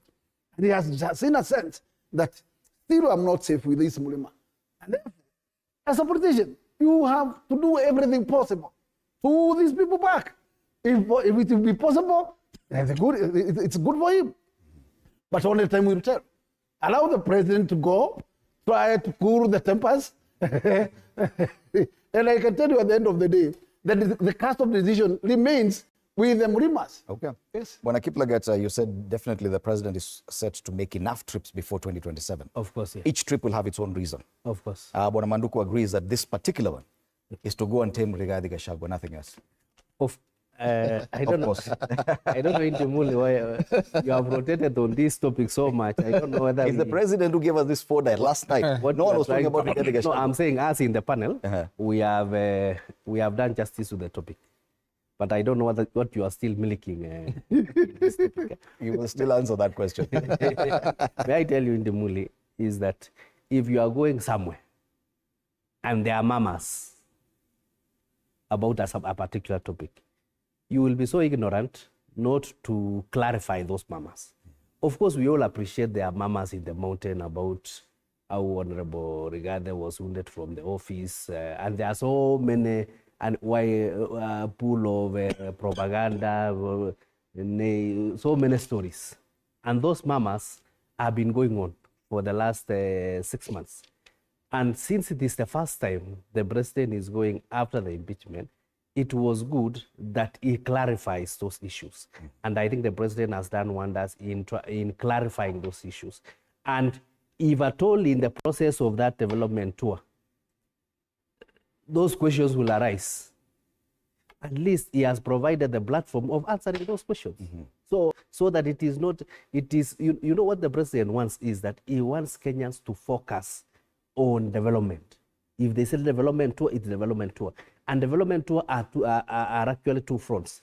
There is the infrastructural development, which include roads, include the market, include housing, include so many things. Then there is the social. The social now include education, include the issues of health, the SHA and things like that. Then there is economic empowerment of the people, which include now as an agricultural county, or as an agricultural county, you know, Mount Kenya is actually agricultural. Then they'll focus on things that keep the wananchi going. The issue of tea, the issue of coffee, the issue of milk, the issue of pyrethrum, the issue of miraa, the issue of mokoka. Those now will be the focus in terms of making sure that whichever livelihood the citizens are engaging in that region, at least they get profitability and they are able to meet their expenses and things like that. So that should actually be the focus of any leader, and for this case, the president. But because there are politics that are surrounding the whole trip, so it was important that the president goes there 1 day earlier so that he can have a sit-in where the local media stations and also the national media stations are there, and they'll be able to clarify. And I think once clarified, if in the process they will still need another clarification, either during the tour or during another sit-in, the president will do it. Because there's nothing to hide. So definitely Rigathi Gachagua will be part of the agenda of the president in his tour of the Mount Kenya region. Fine. I think we've exhausted that discussion now. Yes. We can move on to other things, still to do with parliamentarians. And I saw a headline over the weekend that MPs had gotten a hefty pay rise, about 366,000 shillings, beginning today. Well, it's April 1st, so probably it's something different. It is there on the front page of the Daily Nation. Yesterday, clerics cautioned against pay rise for MPs. A section of Muslims has cautioned the Salaries and Remuneration Commission and the Parliamentary Service Commission against increasing the salaries of members of parliament at a time when a majority of Kenyans are struggling with a high cost of living. It is definitely an issue of discussion. Now that you're members of the National Assembly, I'll just give you an opportunity to clarify on what exactly is happening, because we've not had word from SRC of any pay rise for members of parliament. But I don't know from your end, because you work with the Parliamentary Service Commission as well, is there this discussion, is there such a discussion that would cost the taxpayer about 4.4 billion shillings going forward? Fred, to the best of my knowledge, I have not come across any attempt to increase members of parliament's pay. Never mind the Salaries and Remuneration Commission, SRC, and the Parliamentary Service Commission are both constitutional commissions, which are independent and work away from both the National Assembly and the Senate.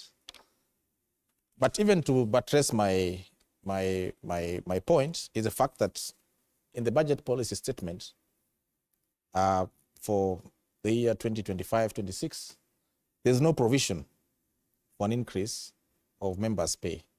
So I think this is an April Fool's joke, because today is 1st of April. But the headline did not come on April 1st.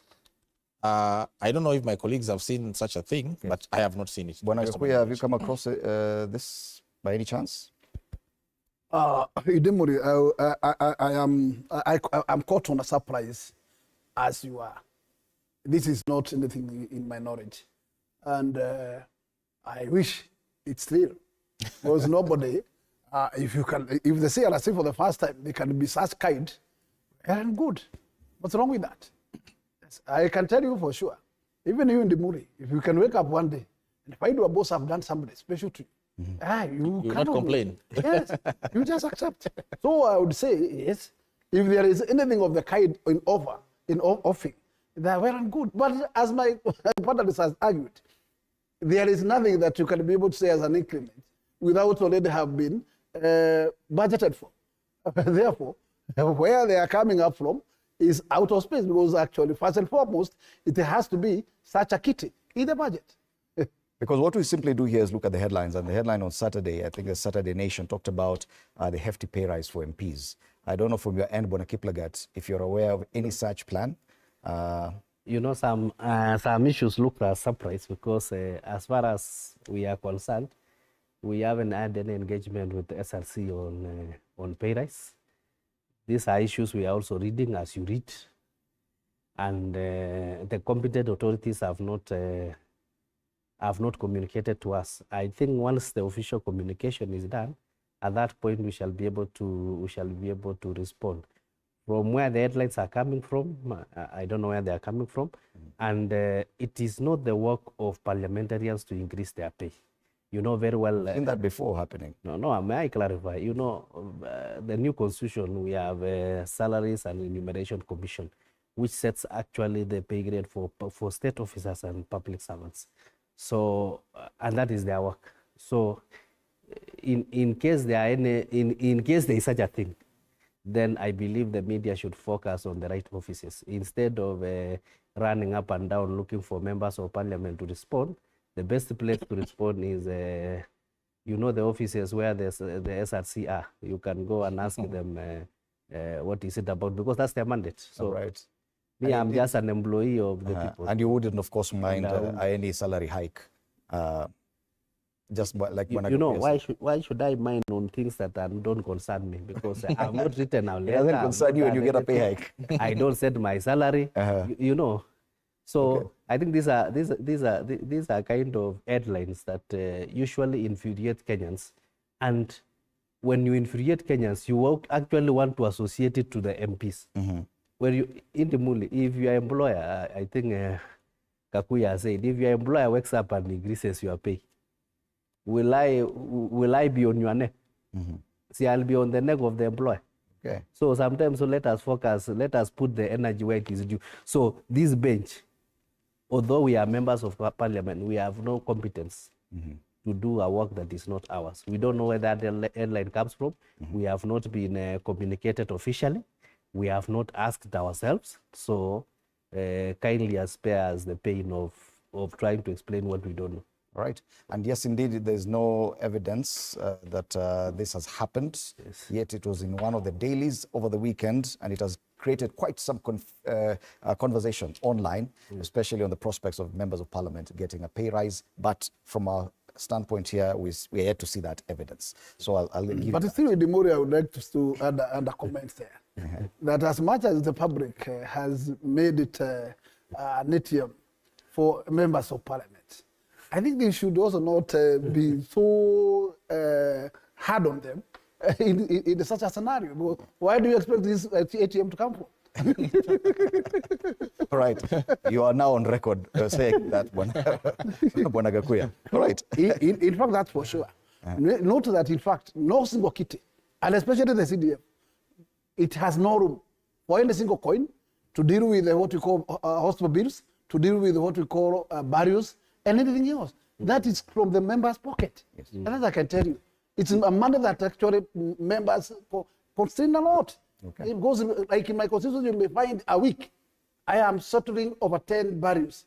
What do you expect me? So I always get into my pocket because I have nowhere to go. Okay. And maybe to explain further, looking at if the story is to be believed, it's about mileage allowance, things like that.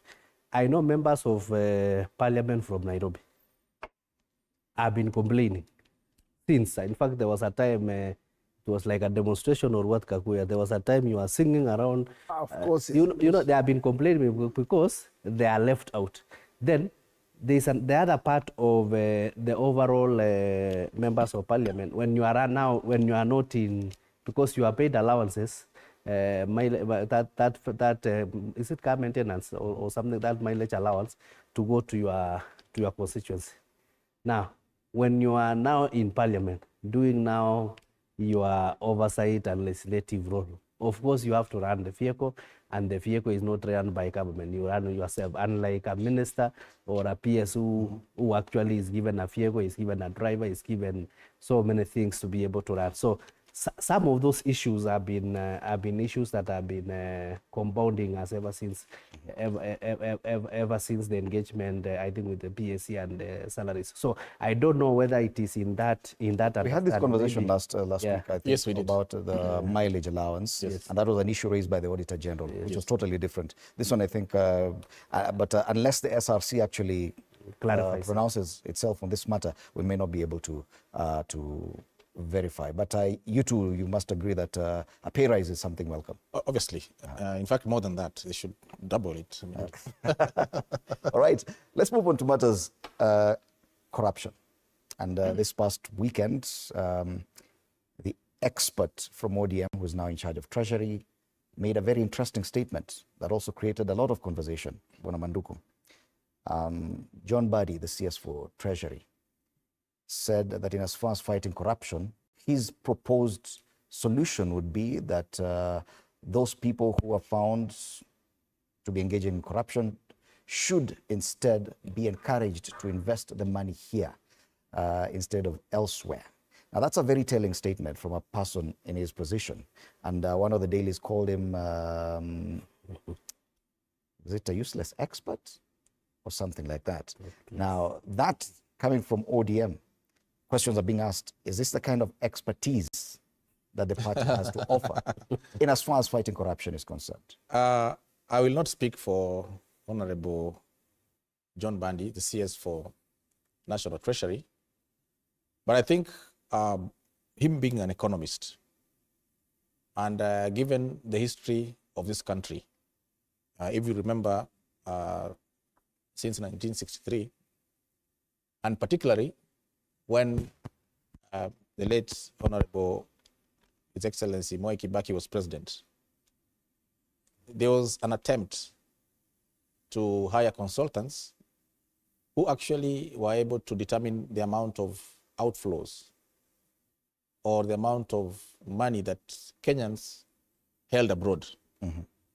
If you remember that report, it was called I think it was called the Knoll report, which estimated that Kenya had almost $1 trillion shillings held in the Cayman Islands, Jersey, UK, and other jurisdictions which are tax havens. Now, I think that is a background upon which the minister is talking about.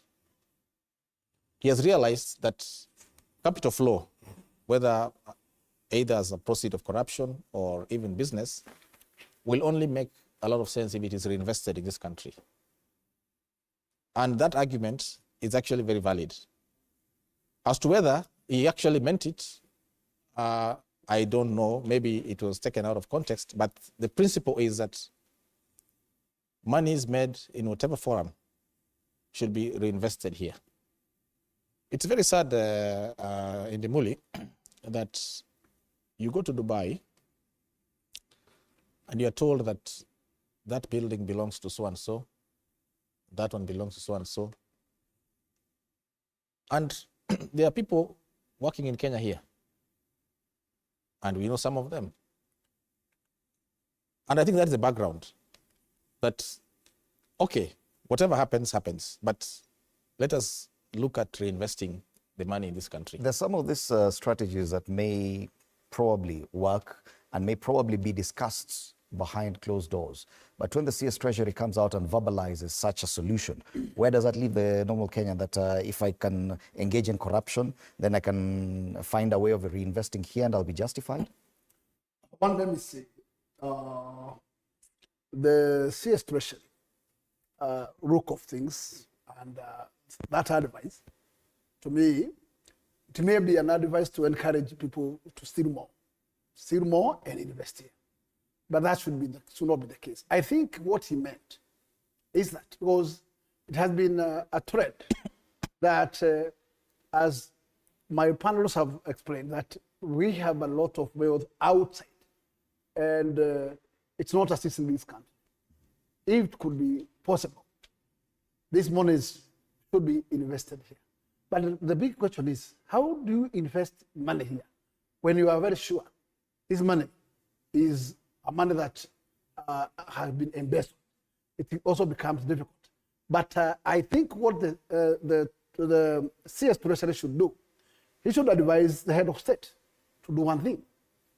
Now that we have billions, almost trillions outside, can we look for a certain amnesty and then allow this money back home?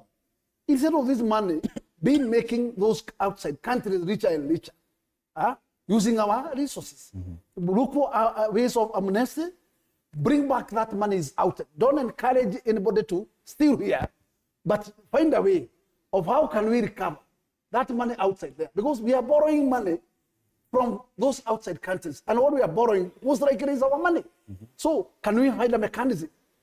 How can we find a way bringing this money back home instead of this money being languished outside the country? It sounds very obvious and very logical to do this. But the statement coming from a senior government officer in this administration that you support, Bwana David Kiplagat, could be misconstrued to mean that the government of the day actually condones corruption. Okay, maybe I want to declare first that CS Mbadi is a good friend of mine. And I'll pretend to wear his shoes, and the reasons why he said like that. We all appreciate it, the level of corruption in Kenya is very high, and it's a cancer that cannot, that all governments have tried to fight it, but they ended up, it ends up being there. I think we can refer to the analogy of trying to fight alcohol.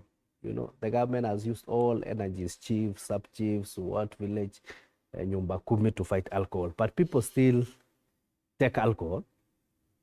And that's why now government comes with another model of, instead of now taking the illicit alcohol, which might be bad for, might be injurious to your health, they start making brands that are cheaper so that they can be able to, you can be, the normal mwananchi can be able to buy, because you realize that all these folks will not stop taking alcohol.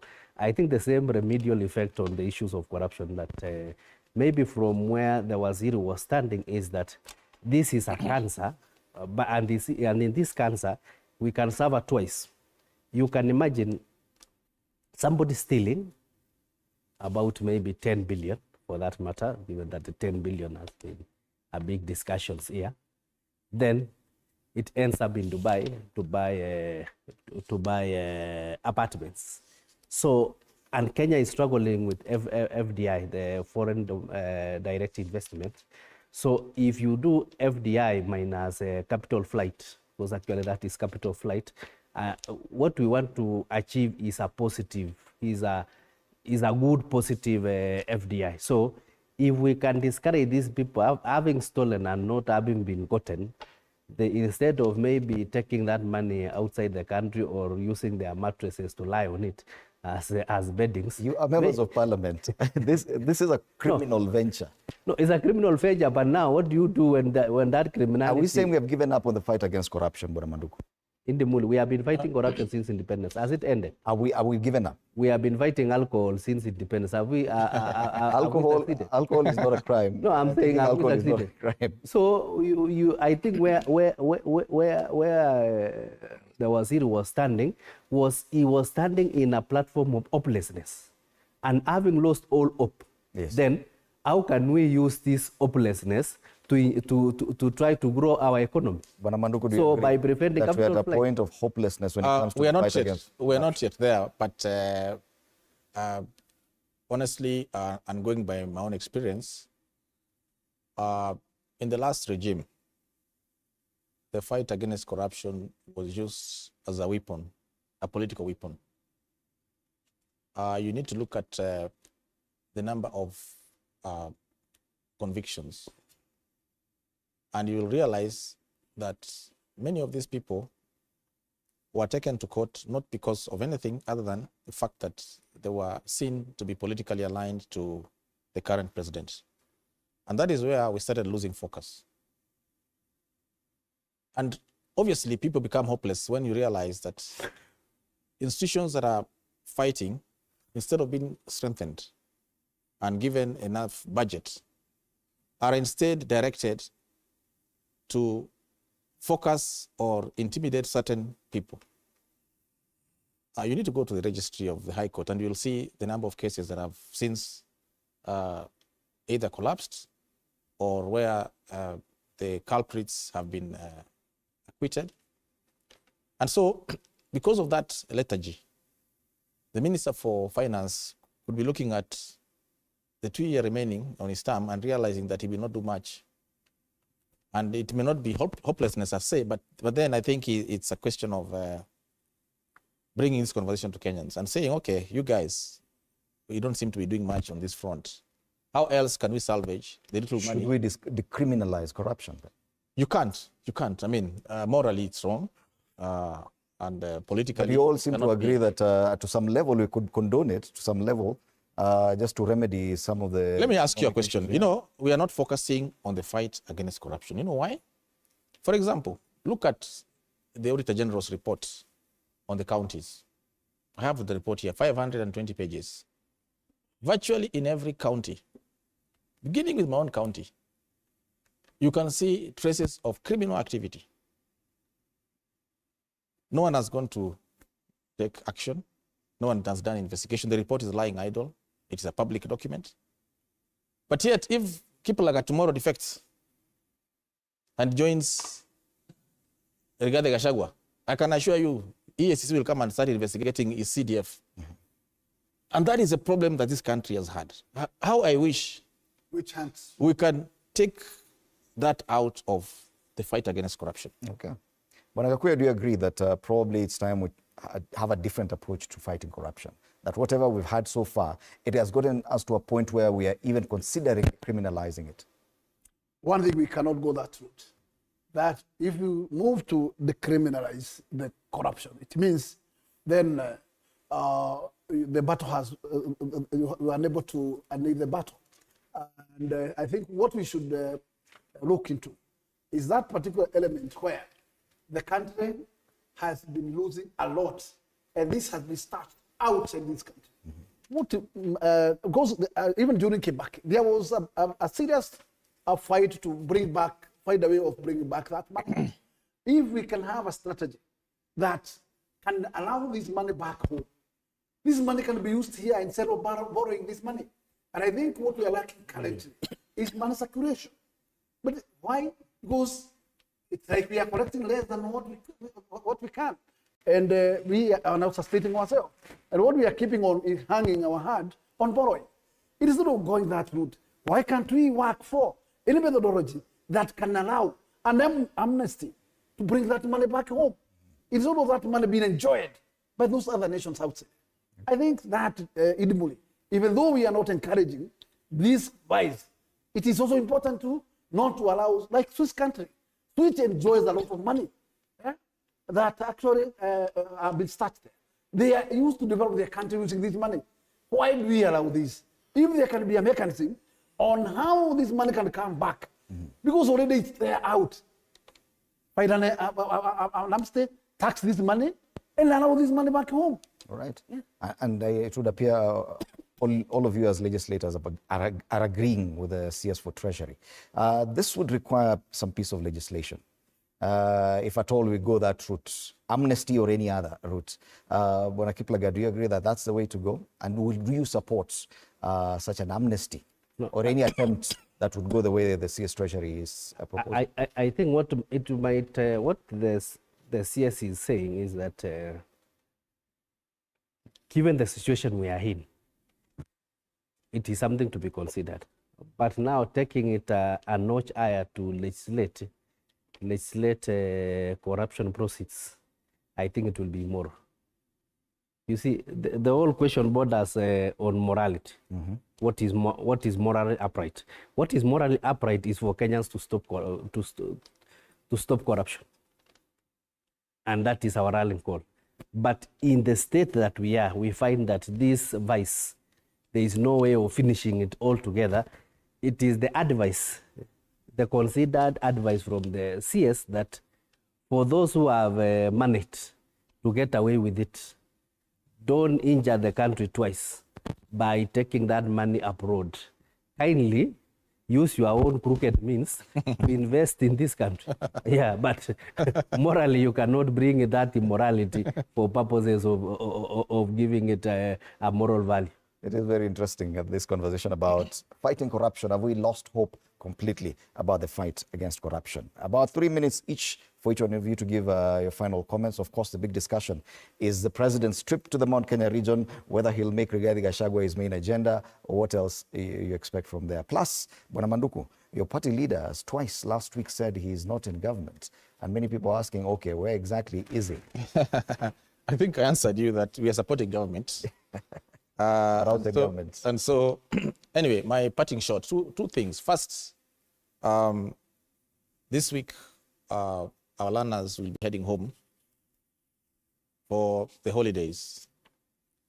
It is very sad that up to now, we're still having challenges of sending money, capitation money to our schools.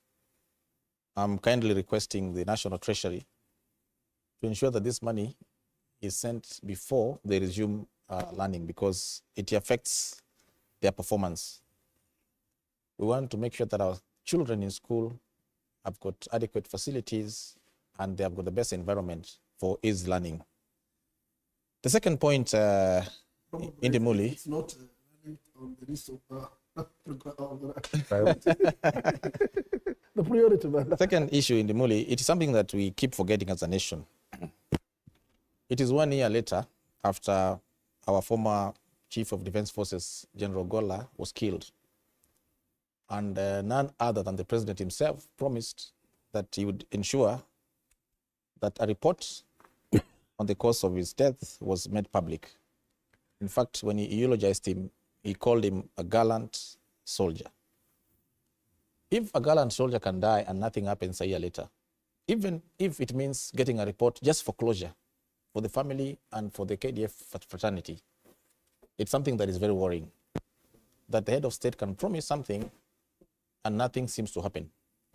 So we urge him to make this finding public so that we can understand the circumstances under which our former Chief of Defense Forces met his death. Thank you. Thank you, Bwana Manduku. Bwana Gakuya, go next. What I want to add up with as a parting shot is that the tour to Mount Kenya region is welcome. The head of state is the head of state for the whole Republic of Kenya. And therefore, he's entitled to tour every single region of this country. I would like that it should not be being read as if in a perception that it is a fight between him and his former deputy president. But since the head of state is a politician, I think he's also entitled to answer questions from Mount Kenya region on probably what costed their disunity with his former deputy president.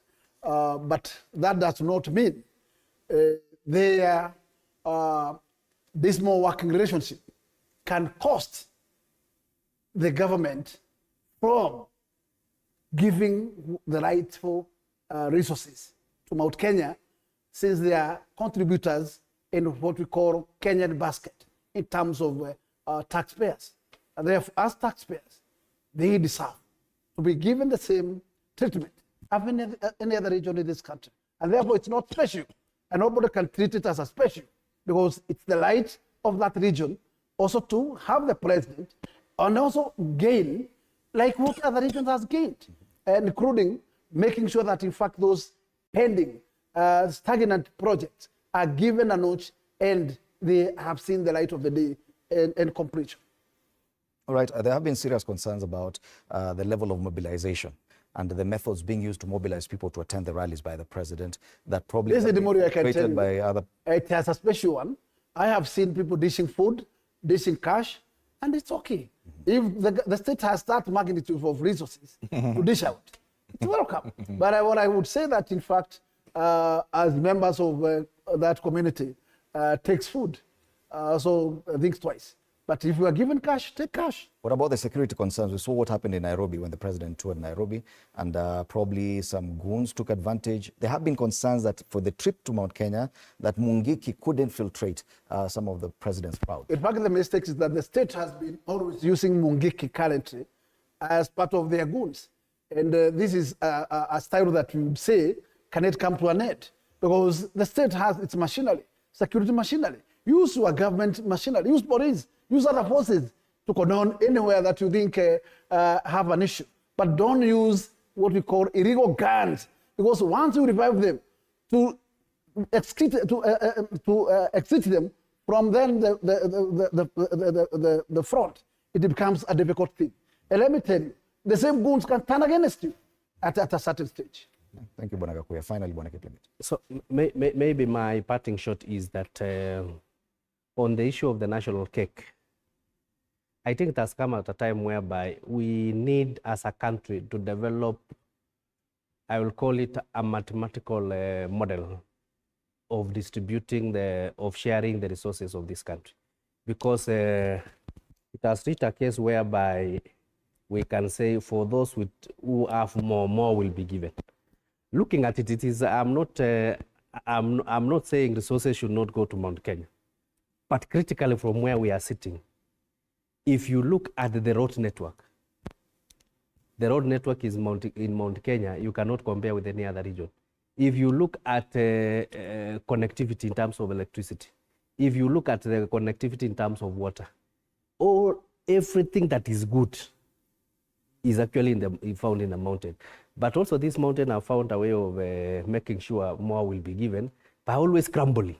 Blackmailing. Crumbling, and more is given, they crumble, more is given, they crumble, more is given, to the expense of the other region.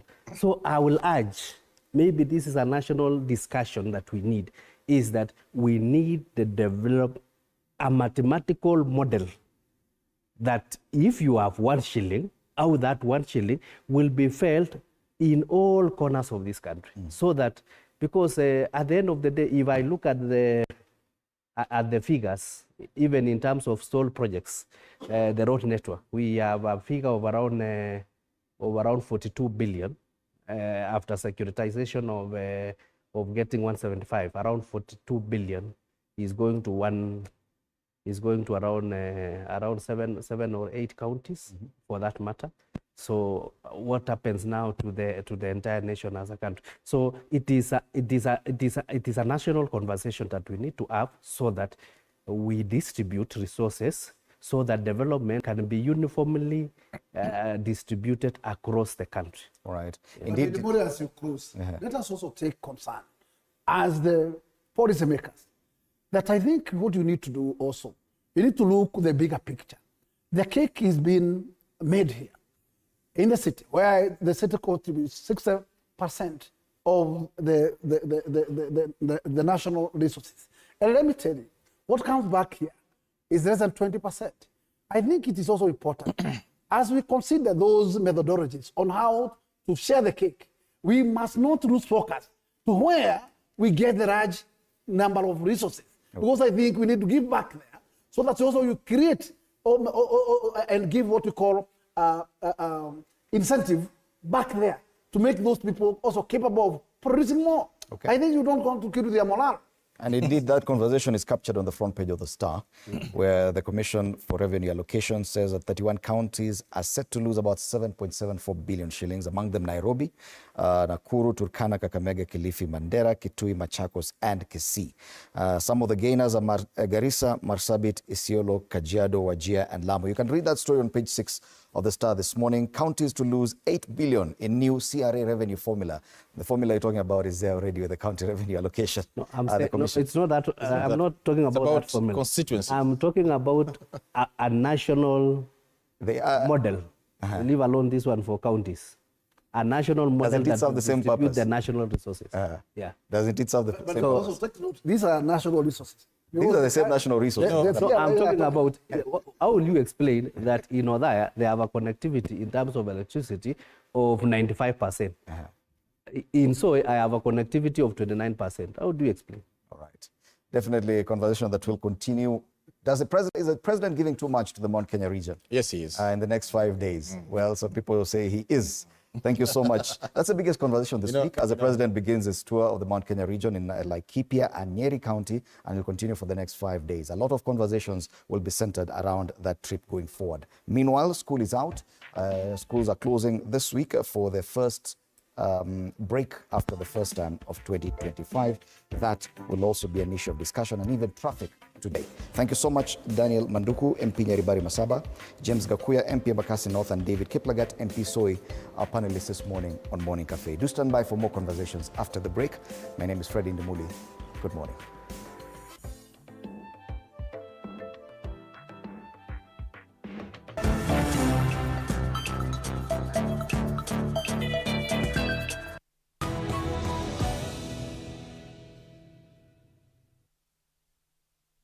Enjoy uninterrupted live streaming of your favorite programs on TV 47 and Radio 47 on the go with our new mobile-friendly website. Experience the future of broadcasting. Visit www.tv47.digital or scan this QR code and stream your way to endless news and entertainment. Welcome to the home of untold stories.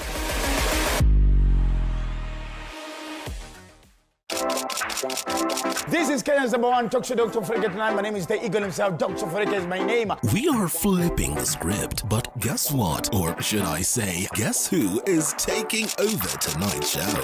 Anyway, furahia umekaa na kasipuni.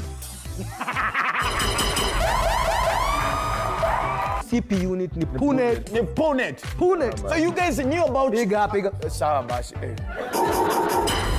wasema. That don't give you the whole time. I don't want to go back to brokenness. Never. I just love the high life. Siwezi taka kuimagine ati nimesota. You'll have to watch to find out. Tune in every Wednesday from 7:30 p.m.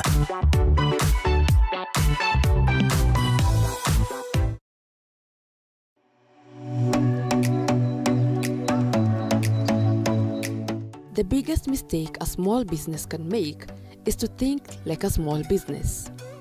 Aruna Bayana. What are sports all about? Winning? Fighting? Scoring? We say they're about never giving up. The most exciting sports stories about people, their passions, and their drive. Sports Life.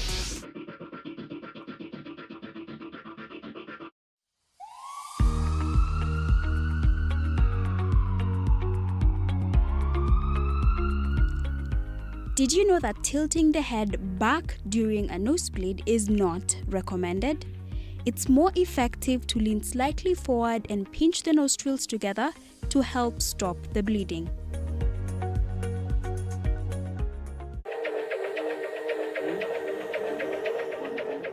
Siasa, mamlaka, sera na utawala. Nani hufaidika, nani hupoteza? Katika ulimwengu wa siasa, ukweli haufichiki, lakini nani mwenye ukakamavu wa kusema? Tunauliza maswali magumu na pia majibu tunakuletea. Hata Rigiji alituaibisha sana, acha nikuambie. Unajua kweli ni kwamba Spika Wetangula alipigiwa kura na wabunge.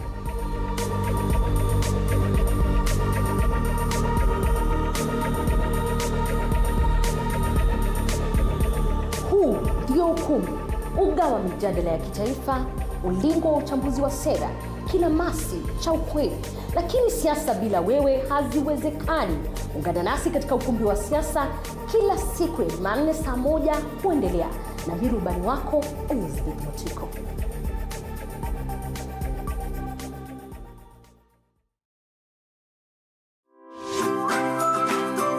Upgrade your pasta game. Instead of adding salt to your pasta water, add a chicken stock cube. It doubles the flavor of the pasta and the sauce. It's the easiest way to upgrade pasta night with a single ingredient.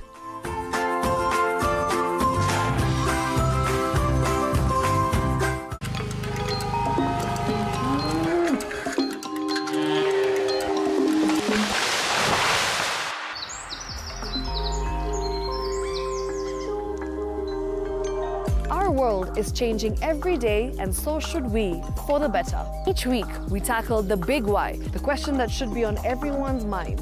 Why isn't this fixed yet? Deforestation, global warming, and the adverse effects of climate change. The future isn't just something that we inherit, it's something that we create. Join us on The Green Fix as we tell the stories of those who refuse to give up.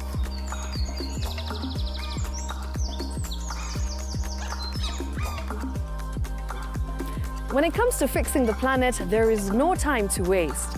Join me, Shiksha Arora, on Thursdays at 9 p.m. on The Green Fix as we look into the big why, you and I.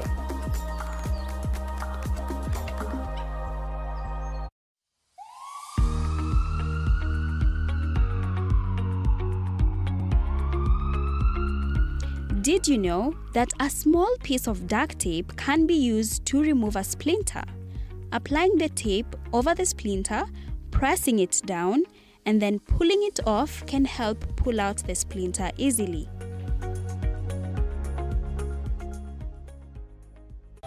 The Chinchon Emperor has 11 sons, but the 8th prince died young, so there are exactly 10 princes together.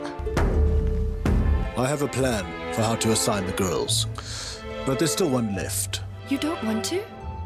Untie me right now! You're a bunch of... Let me go! You don't understand. Our Prince Zhang, he has been through so much. dare you drink my tea? This selection, there are many beauties from each state. It's a pity Princess Yuanxing of Sichuan didn't come. She's a beauty among beauties. You're the boss. How can an employee let the boss sleep on the couch? I don't think a boss would want to share a room with an employee.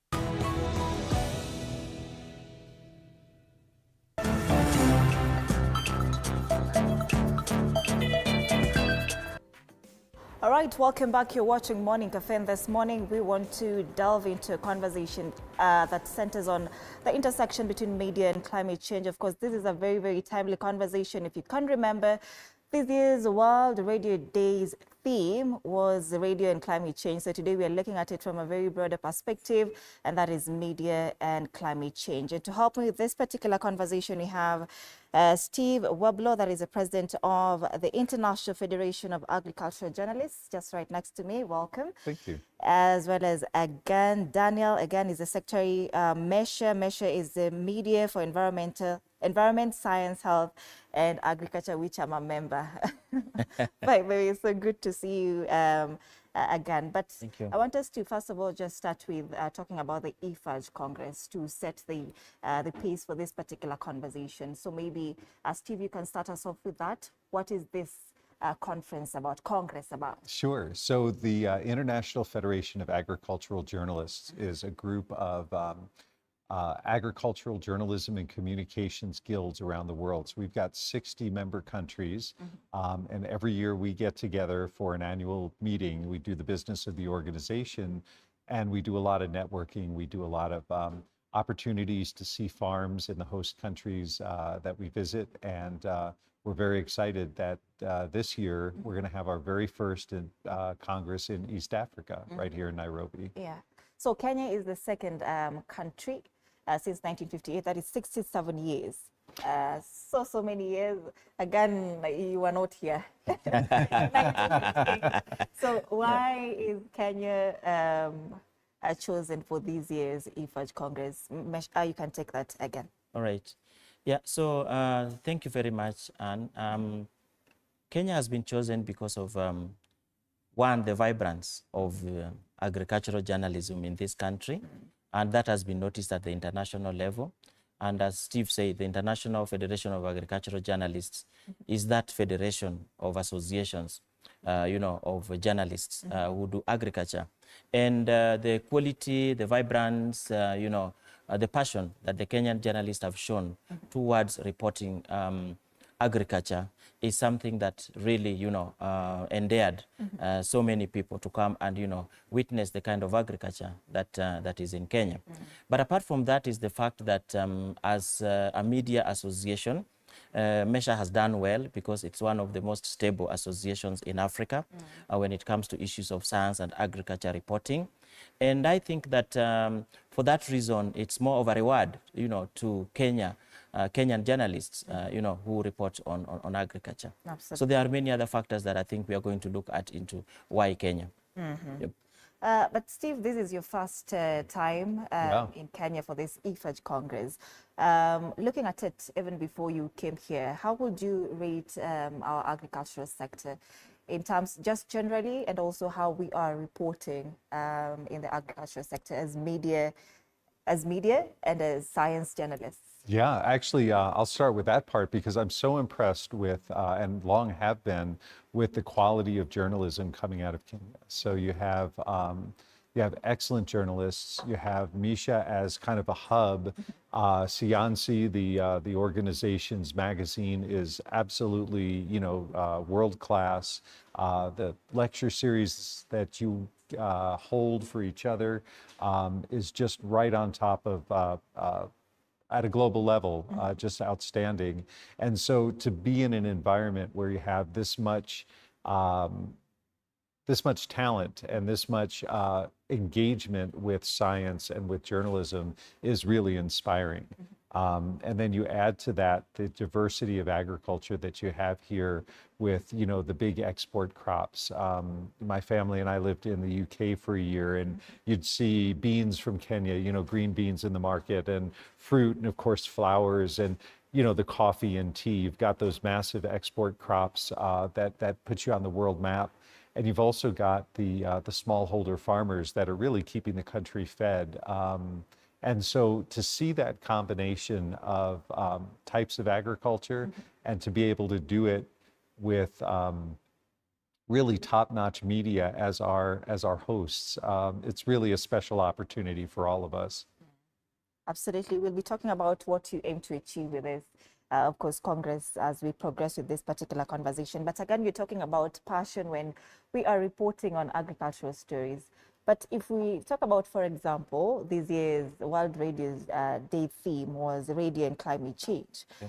It means there are gaps that are there that obviously the people who came up with this particular theme wanted filled.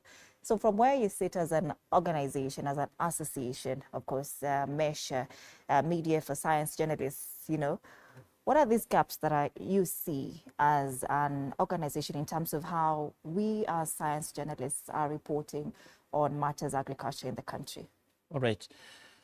As I said, the Kenyan journalist has really done well, and this has been actually highlighted by even the fact that there are a lot of journalists who win awards year in, year out, several of them. But then there are gaps. The gaps that usually come are in terms of, you know, to him that much is given, much is expected. I think to a large extent, our journalists do not get the resources that they need. One of the things that we have been giving are the so-called story grants. And you look at the amount of monies that journalists actually need to cover agricultural stories. They are not just any other story that you'll run into, maybe a political rally and collect a story.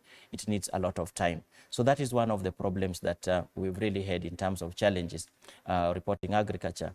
The other challenge that we have really also had is that the country has been undergoing a lot of financial difficulties in many of the media houses that we have.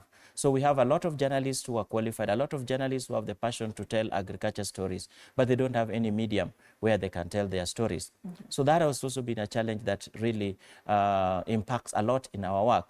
So today, or this year, we train journalists on agricultural reporting, but then 6 months down the line, they do not have somewhere to patch. So that has been a major, major issue. The other issue that has been there, which is a disconnect, is that to get journalists to be supported by organizations that even work in the agricultural field has been a big, big challenge. Many times, many organizations do not think that journalists need support to tell agricultural stories. But to effectively deliver on their work, journalists need to be facilitated. Journalists need to be facilitated by good pay. Journalists need to be facilitated by good training. Journalists need to be facilitated by mentoring and many, many other things. One more thing that I would talk about is international exposure. A lot of our journalists do a lot of good work, but then you know, travel opportunities are hard to come by, and when they come by, they come with very stringent, you know, conditions. You know that we have had a problem even getting visas to go to Europe, to go to the Americas, to go to Canada, to go to wherever. So those are some of the, you know, challenges that that journalists actually do have. Quite a lot, Steve, as you can see. But if you talk about resources and funding being a challenge, so what solutions exist from where you sit as an international organization in terms of just maybe offering our Kenyan journalists a chance and an opportunity, these avenues to just bring their stories to life? What solutions exist from where you sit? Sure. That's actually something that IFAJ is really committed to trying to help address, and that is trying to create these opportunities and bring journalists to where the stories are, and then you know, share best practices in terms of telling the story. So we try to do both of those things at the same time. So we've been working on partnerships with entities, companies in the ag sector. We're starting to reach out to NGOs and government agencies, basically saying, look, like Agan was saying, it takes a lot to get to where an agricultural story is. It's not right there in the capital city. It's not just taking a press release from somebody. It's getting out and talking to the farmers, talking to the food processors, really bringing that story back to the readers or audiences. So what we're doing is we're working with these partners, and it's more than just a sponsorship. I mean, at IFAJ, what we're really trying to emphasize is that there are people or entities that have great information that they want to share. We have audiences that are very eager for that information. It may be information that helps them, if they're farmers, helps them grow more effectively, helps them weather climate change. You mentioned climate change. Helps them manage their finances or their business. For the other direction of information that agricultural journalists carry, we're often the voice of the countryside to policymakers, to research institutions who are trying to find their priorities or define their priorities. And so when we partner with these entities, we're really trying to create something that's a win-win, where there's money that helps the journalists do their job and get to where the stories are, and the information flows well, but it's not a coercive relationship in each direction. It's not a pure advertising relationship. It's really a relationship of mutual respect. And when you have that, and we've had that with companies, Alltech is one we've worked with for 20 years. They really understand what ag journalists do, and they're committed to supporting that. And they make a great model. Syngenta is another one we've had a really productive relationship with. Because again, they understand what journalists need, and they don't want to get in the journalist's way. They want to kind of make it all happen so that so we can get out there and get those stories. And it's particularly important in countries where there just aren't the resources, and so we're really working hard on that to support Kenyan journalists. Yeah, and all over, Yeah, but also I would just like to add that. Looking at the World Congress of Agricultural Journalists, to me that's also an opportunity that journalists need to be on the lookout for, because it is going to give an opportunity for networking, for meeting new journalists from elsewhere, from meeting even some of the the editors who commission big stories, and so. The essence of networking in a congress like this is key for us, in the sense that you come to meet new people. You too have a lot to offer in terms of you being a Kenyan journalist, but also the number of countries which are going to be represented in this congress. So that's another opportunity that we really need to look at, to ensure that our journalists are really well grounded in their work. Yeah. Just also letting them do due diligence in terms of wanting to be better reporters on agriculture, right? Again, takes individual, effort as well. Yes. So if you're talking about wanting support from, say, international organizations, IFAJ, but don't you think that the government maybe could also just help in the funding of climate reporting in the country? How would that look like if that was an option? Or have we tried exploring such avenues just to bring the government in to also, because this is a very, very big docket to look at it from. We're talking about climate change, global warming, food security, and so on. What do you think about that, again? Oh, yes. I think the government is usually the first stop when it comes to support, especially for the locals. And the government, I think through NACOSTI, through the Ministry of Agriculture, should actually be on the lookout and work with journalists for this. And for that reason, as the IFAJ Congress organizers, we want to work very closely with the Ministry of Agriculture to explore how, beyond the Congress, what is it that we can do to ensure that our journalists are kept on their toes, to ensure that the stories that are sometimes untold because of some of the reasons that we already mentioned are told. There is also, commitments that governments have made before, especially for funding research. And to me, I think that's where the budgeting for journalists, for science journalists, comes in because we pay taxes, and the government knows that a lot of journalists who work in most of these stations are not even employed by those stations. So I think the first person who should actually come in to help journalists, and even all these conversations that we're having about journalists' challenges, actually is the government. And for us, the Ministry of Agriculture is our entry point. Yep. So are they actually doing enough again? Whatever they're doing, is it being felt? Is it reflecting on how we are telling these stories on science and agriculture? Are we feeling more supported as we should, as much as you say they are there to support? Perhaps that question might not be answered this morning, but it is part of the larger engagement that we're having with the ministry to answer that question, that are you doing enough? If we are not doing enough, what can we do together so that the ministry does more? Or sometimes maybe the ministry have a lot of facilities and it is us who have not gone to them, you know, to start exploiting the facilities and even the resources that they do have. So I would basically say that it is a both parties' effort that the ministry needs to open up to us. We also need to open up to the ministry and tell the ministry our needs. One thing I'm not sure about is whether the ministry really has got, you know, a checklist of our needs. And through this Congress, we know that the Ministry of Agriculture is going to come in a big way. And I know they are very keen in engaging with journalists. And you never know, a Congress like this might be a game changer in terms of our conversations, in terms of our partnerships, in terms of even, you know, drawing budgets together for the future, you know. Yep. Steve, I'm coming to you, but you know, I find whatever Agan is saying this is fascinating. quite interesting. Yeah. You know, when you're talking about the government do not have a checklist, yes, or it hasn't been presented to them, have you presented it to them as this interlink between science journalists and you as an organization? You know, you are the connection between these journalists and the government. So have you presented this checklist to them? I must say not yet. And a Congress like this for us is, I would say, maybe the starting point. Okay, we've been engaging with the ministry, of course, but in terms of now, you know, giving that checklist to them, that these are the things that we really want you to do for us so that we can take agriculture journalism to another level. That is something that is in the process. So I would not say that the ministry has let us down or something, but it is us now, you know, to take advantage and work more closely with the government. Okay. Yeah.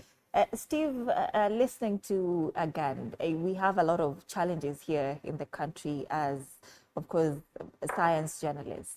Is it the same case from where you are from, the international space? Do you also see science journalists facing such challenges?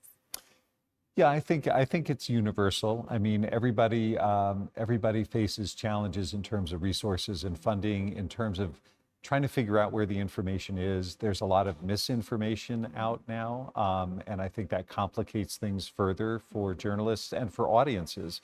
Who do we trust? Who do we listen to? Where's the credibility? And so I think all of those things are universal.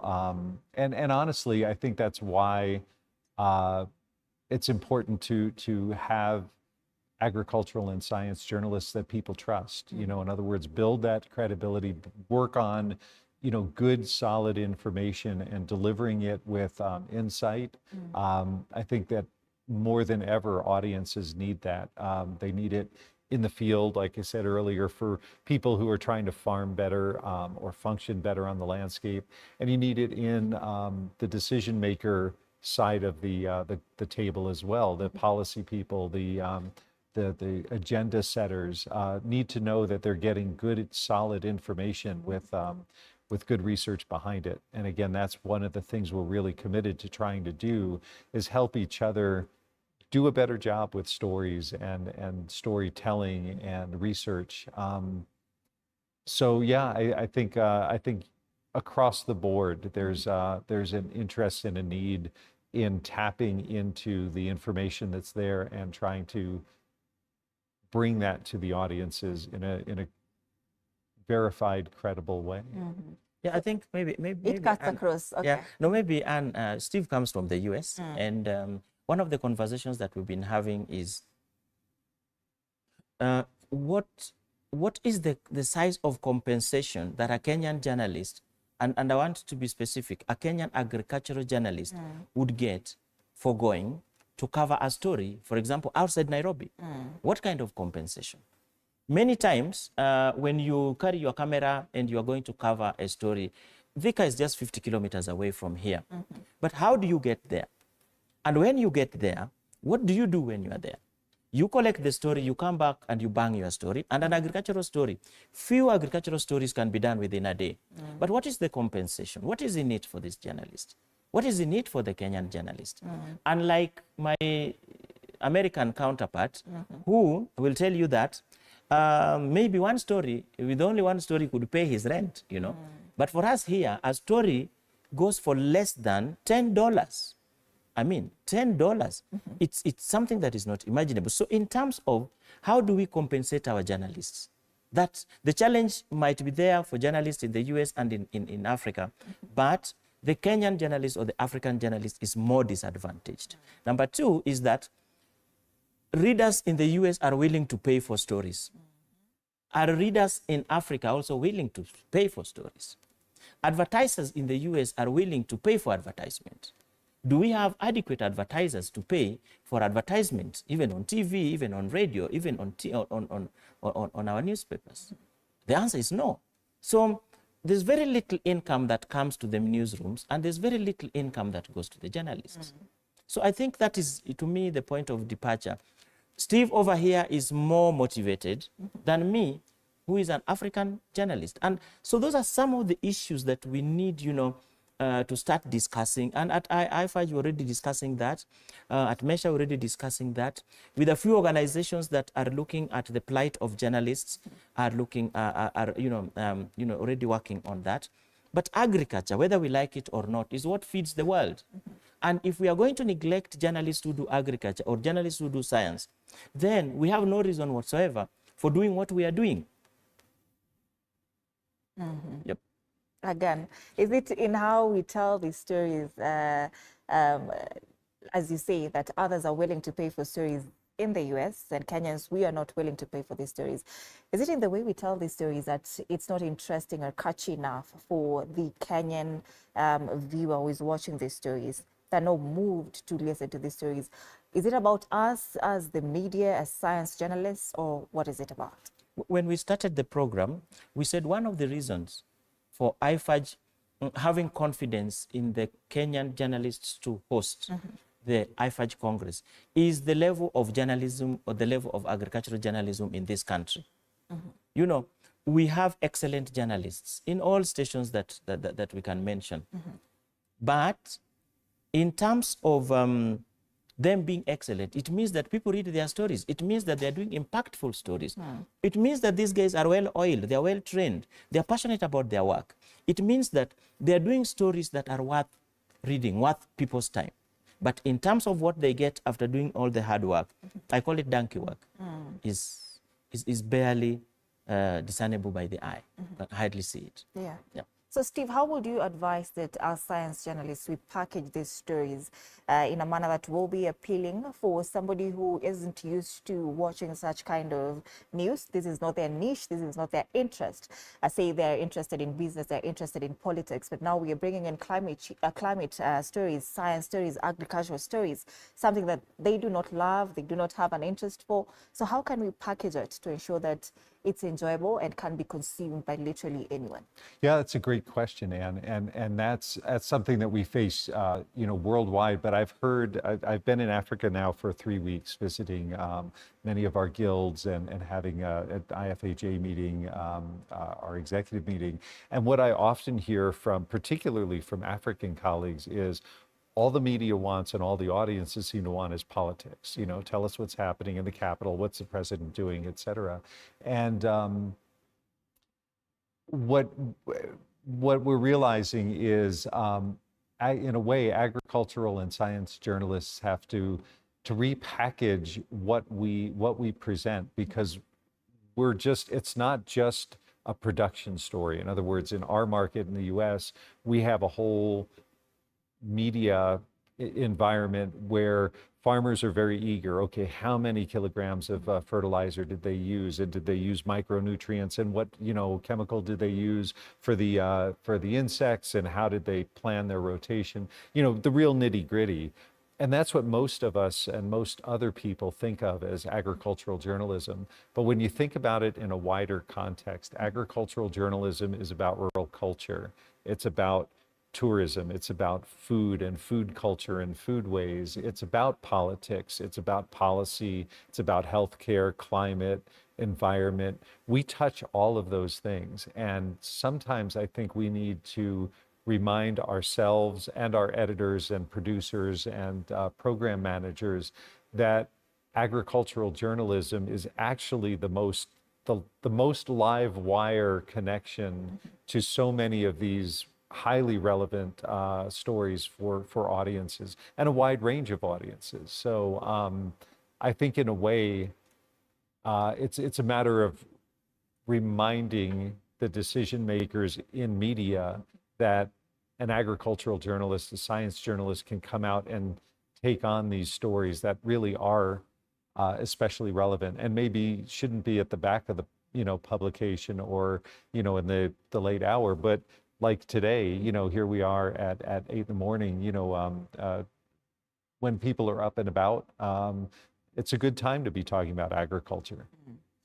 Again, now that we are here and you sit at a place where you are very able to see these stories, the science stories, how they're being done, what do you think we need to change as science journalists to just ensure that even as we package these stories, as we go out there, as we go to, let's say, Garissa, Wajir, these countries, the ASAL areas, to report on stories about climate and agriculture as well?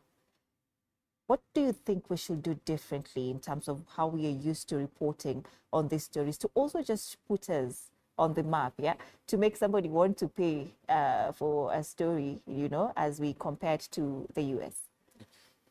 I think, as I said, I congratulate the Kenyan agricultural journalists for the job a well-done job. What we need to do differently is perhaps just to dig deep into the subject, ensure that our stories are very complete in terms of data that we give. Can we do comparisons? Can we, have stories that have human face in them? Can we tell stories, that can really impact people to make decisions? We are now talking about issues of climate change. Can we tell stories of what the country is doing in terms of having climate smart agriculture? Can we tell stories that, can touch the lives of people, from far-flung places, where we can showcase their plight and even the successes that they have? Because there are a lot of solutions, I would call it solutions-based stories that we really have. Can we also have stories of hope? Many times maybe we go out there to look for stories that could dampen spirits of our readers or of our viewers. We need stories, that stories that can tell people what people are doing to, tackle the challenges that they have. It's usually not as stories of, disadvantage, negative, but then stories, that can inspire others also to start thinking about what others are doing. So we need to go out there and look for such stories. A lot of good things are being done, but maybe we just scratch in the surface. So delving deep, ensuring that we really do a lot of research even before you go out as a journalist. You really need to understand your subject. In some cases, we've seen that journalists hardly do that. But most importantly for me, I'm a crusader for specialist journalism. So people really need to specialize on given areas, because if you do that, then basically it means that you are able to tell compelling stories. You are able, to live in that story, and also, tell stories with a difference that other journalists would not see. I think basically that is what I would say in terms of, us improving on what we already have. Actually, it is enhancing the quality of our stories. Interesting.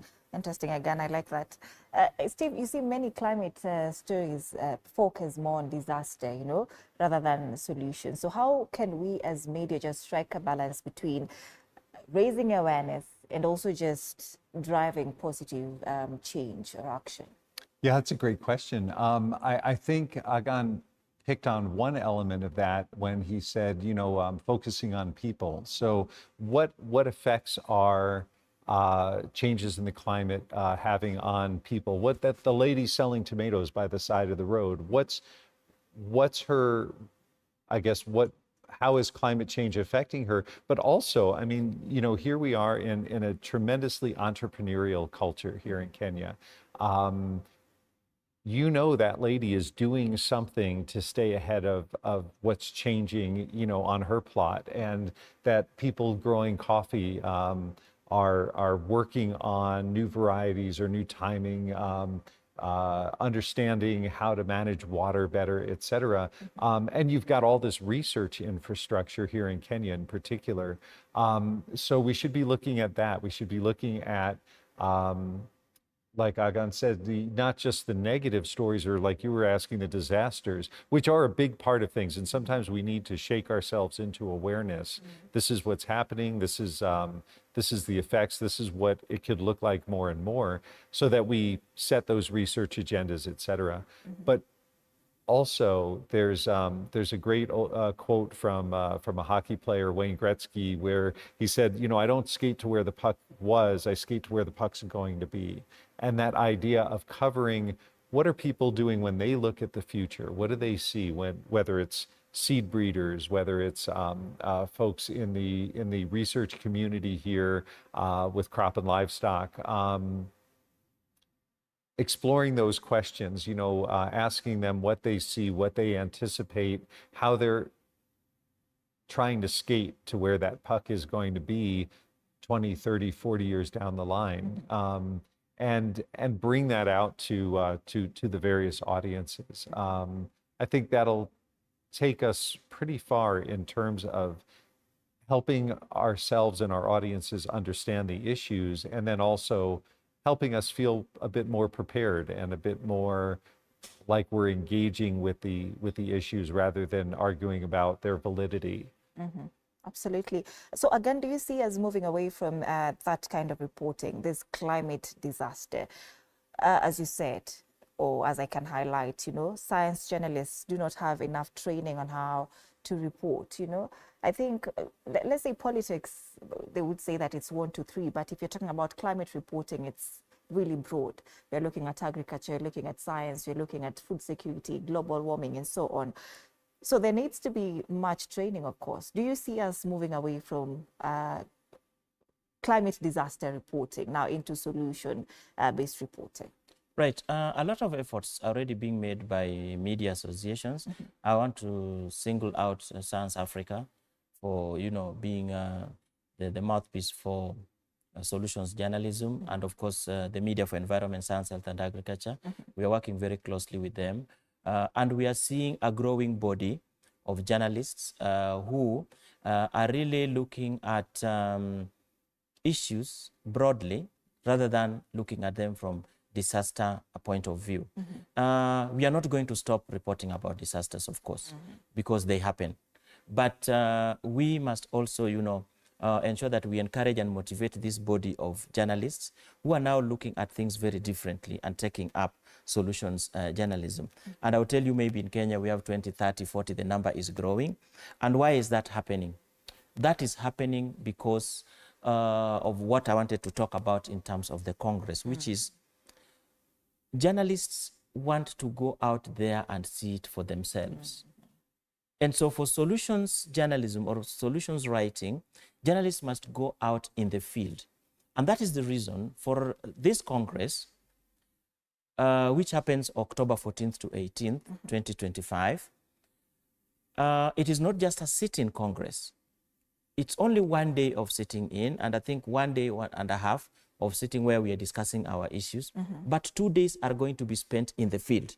When journalists interact with the real picture on the ground, seeing how resilient our farmers are, seeing what our farmers are doing to respond to disasters.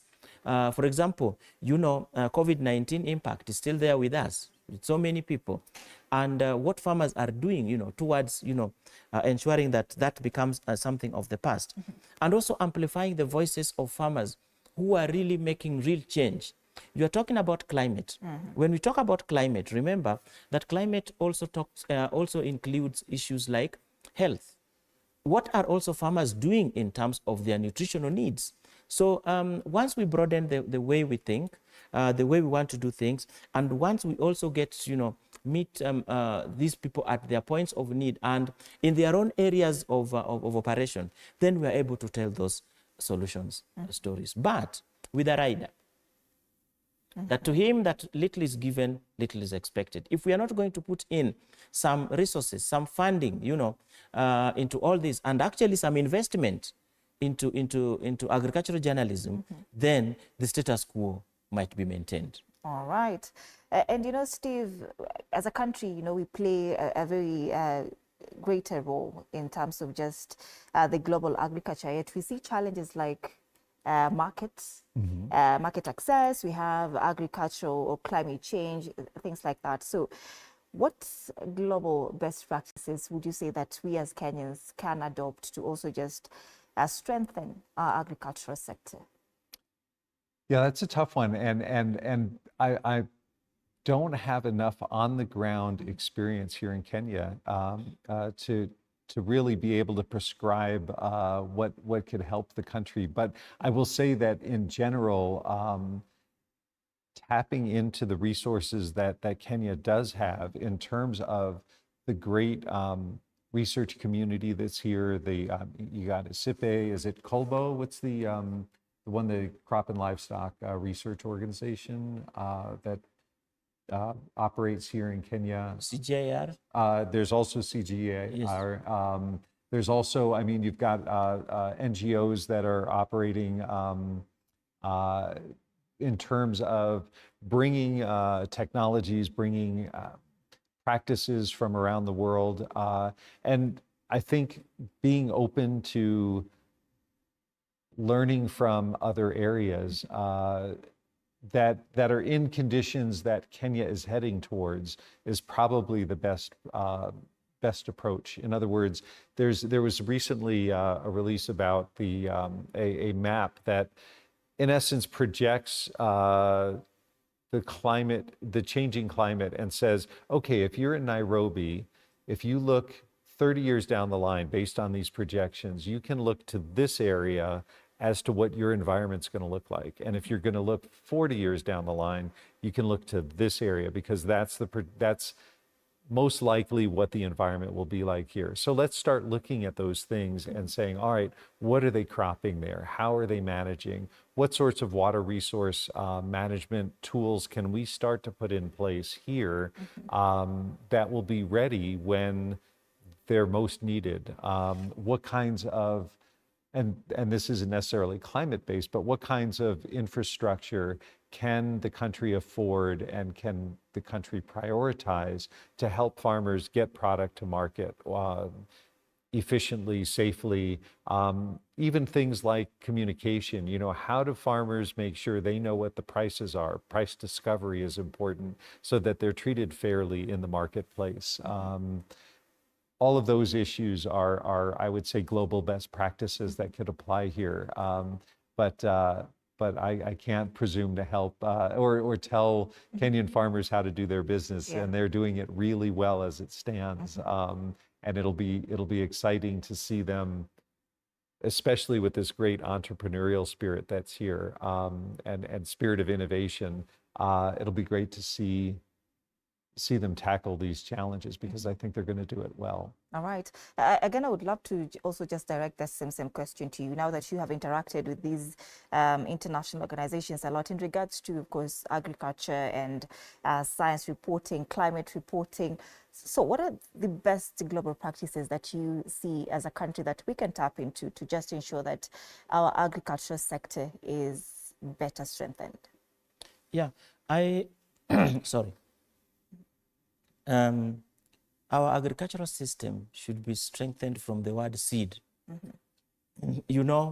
Kenya produces a lot of seed. And what is the quality of seed? And I happen to work at the African Seed Trade Association, which is the mother association of seed companies in Africa.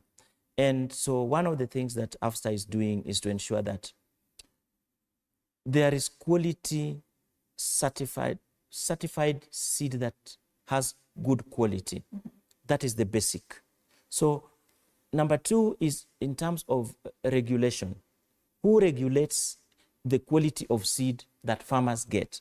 Because if we don't get the correct seed, then basically we are in big trouble. And the Kenya Plant Health Inspectorate Service is doing a great job and is actually a center of excellence in Africa. But are we taking advantage of the presence of KEFIS in this country to ensure that quality seed is actually achieved by the producers of seed? And again, the other thing, if we are talking about international markets, then there are issues of seed movement from one country to another. So if Kenya really has to, remain competitive in the global world, in the global arena, then these issues, one, seed must be accessible by farmers and not just any other seed. A lot of farmers today plant grain, and we are really into the conversation of we want to do grain, we don't want certified seed. But what are the results? Disastrous. So I would think that if we would take seriously issues of seed movement, quality of seed, seed regulation, that to me is the breaking point in our international trade and that kind of stuff. Absolutely interesting. Now, even as much as we're talking about reporting on agriculture, but from where you sit again, do you think that media houses right here in the country prioritize climate reporting, or is it just an afterthought? Because, there is not a day that will go without political stories, say business stories, but are we giving the same priority to climate reporting? Here at TV47, we do, because we do have such a desk, but looking at it from a broader perspective, are we prioritizing climate reporting? I've been talking science journalism for about 20-21 years now. I'm telling you, it is pathetic. Yeah, the news, our news, the media in Kenya still just think about politics, and that is what actually hog our TV stations and take our airtime and that kind of stuff. I know there's a lot of tokenism in terms of media stations trying to give some slots. They are few and far in between. I know of a media station that I would not mention that is really trying. But the truth of the matter is that I would rate it at about maybe 15%, 20%.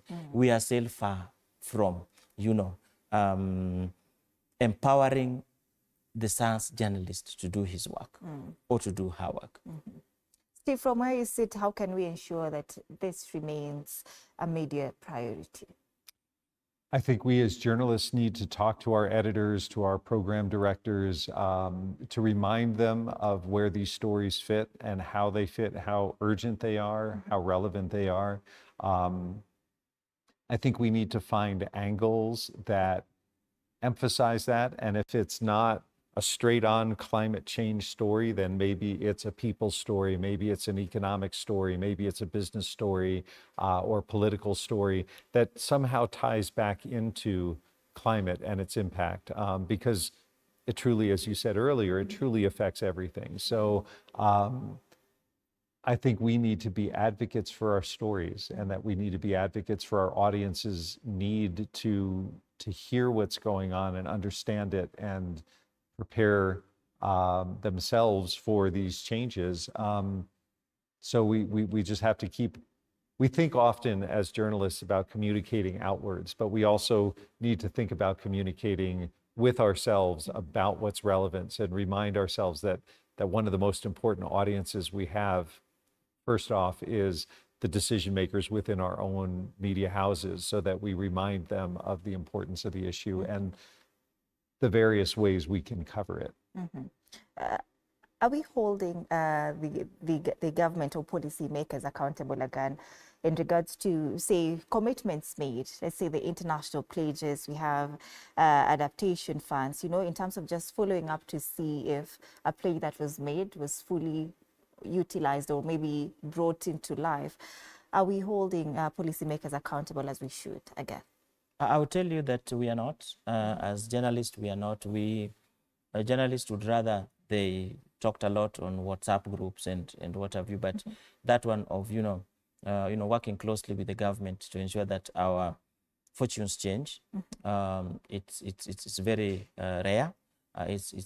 We are not doing enough as journalists, and so I think that as an association, we are taking it very seriously, even with parliamentarians, to ensure that we set an agenda for ourselves, and also to ensure that those things that we are talking about, issues of climate change, the funding, and what have you, a lot of them ignore issues of journalism or issues of media. You'd rather they sponsored something else, but not anything to do with media. So the media, I think, must wake up, and we need to work together to ensure that we hold the government to account. And also we push for our demands. In Kiswahili we say, asiye, he who is absent, his things are also lake alipo. Yeah, so I also think that he who is absent, then there is nothing that you can talk about somebody who is absent. So our issues are largely absent in front of the government. I cannot remember the last time maybe we wrote a few demands to any of these ministries, and climate change being a big thing, I don't think we've done much. So I think it's an opportunity, not much to complain about, but I think it's an opportunity because there's still time that we can put our demands on the table. Absolutely. So, Steve, how does your visit contribute to shaping the upcoming IFAJ? Again, is saying IFAJ, saying IFAJ, I'm saying IFAJ. So what should we expect from this Congress? Well, I think it's we'll have 150 to 200 journalists coming from around the world. Again, we have 60 countries. I'll bet 40 or more will be represented here. And so with that, it brings a big spotlight to Kenya, and we're excited about that. We're eager as journalists to be here and learn about agriculture here and compare notes. But as far as what Kenya can expect, I think it's greater attention, greater awareness of what's going on here, greater appreciation for the breadth of agriculture and the quality of agriculture. I think there's a tourism component, shining a light on a capital city that has a national park that runs right up to a major highway. I mean, that's something that's really hard for most of us from outside of here to comprehend. And so to bring that spotlight here, to be able to really show off the food, the culture, the agriculture, the science, the media, I think Kenya will be in for a treat in terms of being able to show off all that's here. In terms of my contribution to the effort, I'm really here to support Agan and hopefully take some meetings with partners and generate excitement there that'll help support the project and the Congress, that'll help engage them as speakers and partners. Honestly, we're also trying to raise funds so that we can help, particularly some of our African colleagues, make it to this Congress. Agan mentioned it's really hard in many cases for African journalists to afford to go to Congresses in Europe or the Americas or Australia. It's hard to get visas. It's hard to get access. And so what we're hoping is the fact that it's here in Kenya this year will allow more of our African colleagues to be able to come in and join us in person for this. We do a lot of other IFAJ activities that are to reach out to people where they are, but it'll be a real joy to bring them together here in Kenya. So again, what does this mean for Kenya's agricultural media space? Okay. I think since we started this conversation, one of the things that you've repeatedly asked is, what can we do differently? Yeah, so basically what you are asking is that, how can we have journalists writing stories that are tantalizing, How do we tantalize our audiences? That is one of our major objectives, that we want the journalists, the Kenyan journalists, to learn from others, how they make sure that their stories are readable, that thing of exchange of experience exchanging is something that is going to be big for us.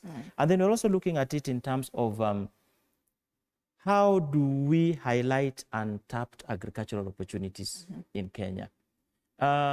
the journalists will go out there and do their stories. And one of the things that IFAJ really emphasizes on is what we're talking about called solutions journalism. We are looking at it in terms of how can you tell stories that, represent the gaps in a way that investors who are interested could actually look at opportunities in the gaps that are already exposed. We are also looking at it in terms of, we are saying that Kenya has done well in terms of its agricultural journalism. How then would we want to enhance that kind of thing? But we also want to give voices to farmers who, are not able, to meet this kind of journalists every time. We are bringing 60 nationals, 60 different countries together in one sitting for 4 days. That in itself is a big thing for organizations that really want to, I would say, promote their work in Kenya. So to me, those are the opportunities that Kenya needs to think about. It gives Kenya an opportunity also, to continue taking leadership in policies in the region, by exposing to the journalists what the government has been doing with other partners. And for me also, I think this is an opportunity for one of the complaints that we had at the beginning, that journalists are hardly supported. I think this is an opportunity for Kenyan-based organizations, Kenyan-based agricultural organizations to come out and support Kenyan journalists and African-based journalists so that they can tell their stories even more. Yes. All right. Thank you so much. That is again Daniel, Secretary of the Media for Environment, Science, Health and Agriculture, Meshe, and Steve Wablo, President of the International Federation of Agricultural Journalists. Thank you so much for making time for this particular conversation on the intersection of media and climate change. See you in October. Look forward to it. All Thank you, right. Anne. Keep a seat for me. I'll be there. Awesome. All right. That brings us to the end of this particular conversation. Up next is Dairy Good Farming. You're watching Morning Cafe.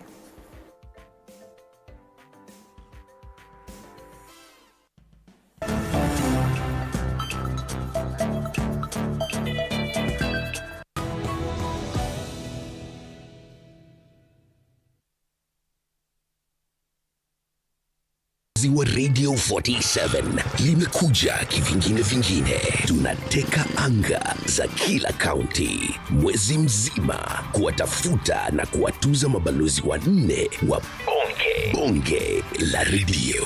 Ni balozi wa Radio 47 Boda Boda Edition. Dere yupi wa Nduthi ni mkali wao katika kusikiliza na kushabikia bonge la redio Radio 47.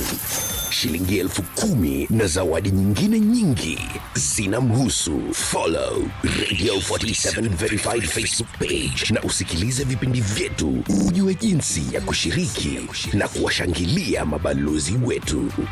Kila Ijumaa ndani ya Breakfast 47 ni balozi wa Boda Boda wa Radio 47. Hey kids and families, get ready for the most fun-packed show around, Kids on the Block. Join us for awesome music, magical storytime adventures, and super cool arts and crafts. Plus, we pop tasty treats in our cooking corner. Learn, laugh, and create with us. Kids on the Block, where every day is a brand new adventure. Don't miss it!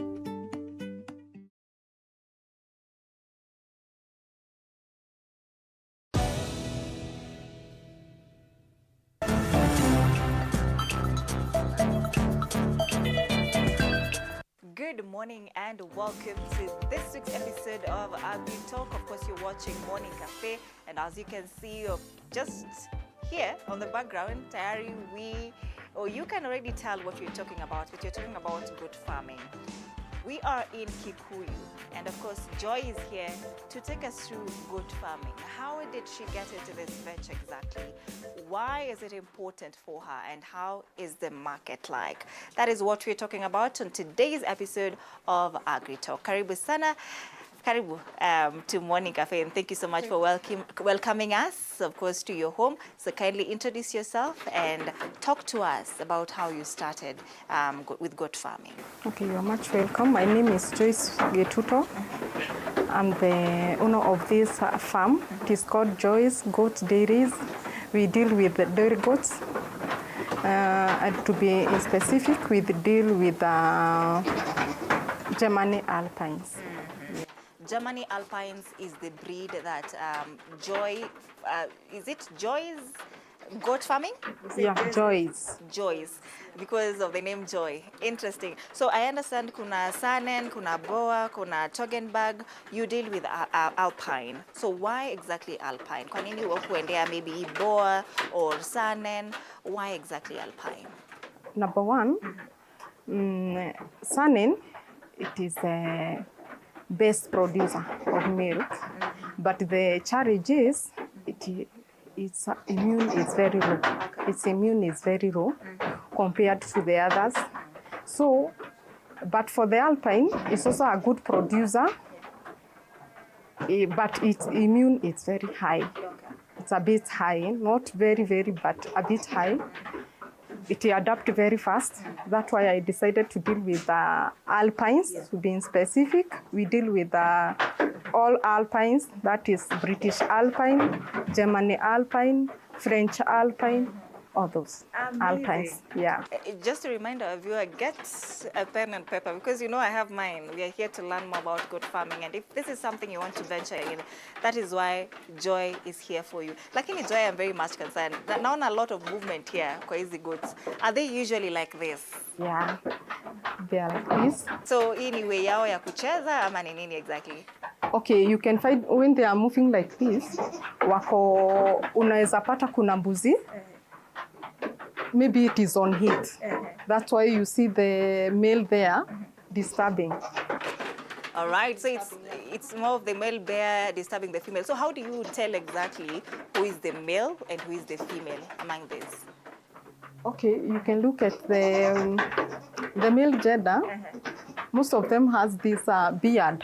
Let's call it beard. Okay. Then you look at the reproduction system of the male. It is not the same as the female. Okay. So you just see, once you see they go to Tajua too? Yeah. All right. So which type do you specialize in most? Tushaongelea breed umesema Alpine, but now type. Do you do dairy, do you do beef, or both? For me, I deal with the dairy goats only, because that it is a very profitable business. Then that farming is somehow very interesting. Yeah. So how many goats do you currently have, Joy? Currently, I have like 80 dairy goats. 8 dairy goats? Hawa hapa peke yake? Yeah, the mature ones. The mature ones. But if you're looking at the ones that are here, I think they're past 8. So do you have like the grown ones and the younger ones? Yeah, I have others. Here I have kept only the small ones. That is from 1 year to 2 years. So we have the older ones. Okay. Yeah, on the other side. All right. So why is it important kuwaeka quite separate? The younger ones huku and then the older ones on the other side? We separate because we must control the breeding. So if you keep the small ones with the male, you find that it is being served when the time has not. It is still young. And the goat, we serve the goat when it is from 1 year. To start feeding them? That's when we start serving them. We give them the meal. Oh, now the male and not much about the food. It's about them now mating. And the all mating, that. yeah. Okay. But ukiweka na male, kama bado ni wadogo, it will still serve. Child abuse. Very wrong. Is it the alternative you see when now watoto have sex when they're still young? Is it the same case now with these goats? That's why you separate them? To prevent early mating? Yeah, that's why we separate them. Yeah. All right, so I want to hear more about the market. How is the market like? Once, of course, umepata what you want, uko na milk, uko na you deal with dairy. How is the market like? Is it favorable enough for you? Is it something that you would really advise someone to do? Okay, let me say for me, I have a ready market for the milk and also for the goats, because I sell both the milk and the goats. For the milk, we sell it at 200 to 250 Kenya shillings. And now we sell the young ones and the mature ones, depending on the customer, the one he or she is interested in. Yeah. Joy, you're lucky to have a ready market. Lakini for somebody to watch and he or she is thinking of, wow, this is quite a nice thing. How can they also get to that point where wanasema, hata mimi niko na ready market, hata mimi I will not suffer when I start this business or farming? Number one, okay, watu wenye wanahitaji hii maziwa ya mbuzi ni wengi. So, unapata kama uko na maziwa mingi, even locally, watu ni wengi. Hawezi, hata hawezi, utawapea maziwa na hata itatosha. So would you say it's better than the cow milk? Yeah, of course. It has a lot of benefits as compared to the one the cow has? Yeah, number one, goat milk has a lot of calcium and phosphorus. Also good for skin allergies. Yes. So if you're talking about, unajua tena watu wanashindwa ku differentiate between goats and sheep. Yeah.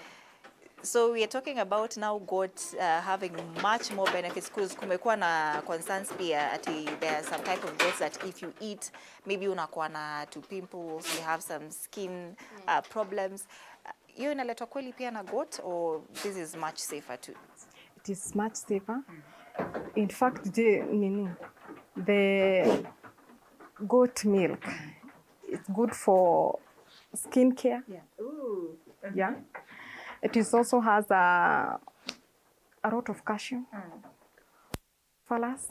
It digests very fast, not compared to the cow milk, because it has low fats. When you talk about skincare sasa, hebu tuambie now how somebody uses goat milk as a form of skincare. Unachukua, unapaka hivyo hivyo, ama how exactly is it used? Okay, there are some people who have products for like soaps. Okay. For goat milk. So, ukitumia hizo sabuni, unapata hata skin yako imeanza kubadilika. It is also good with people with allergies. Yeah. All right. Now, Joy, apart from maybe goats, do you have any other forms of livestock that you are having here at your farm? No, I deal with dairy goats only.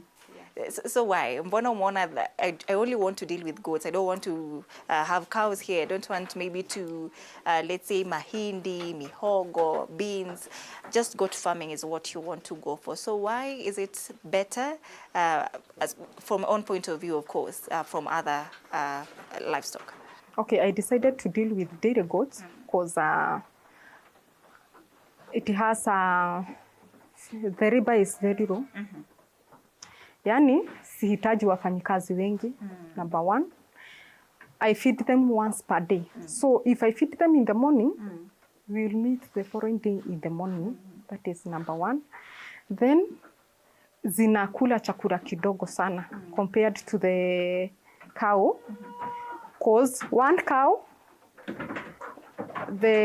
ile feed unapea ng'ombe moja, inaweza kuliwa na mbuzi 10.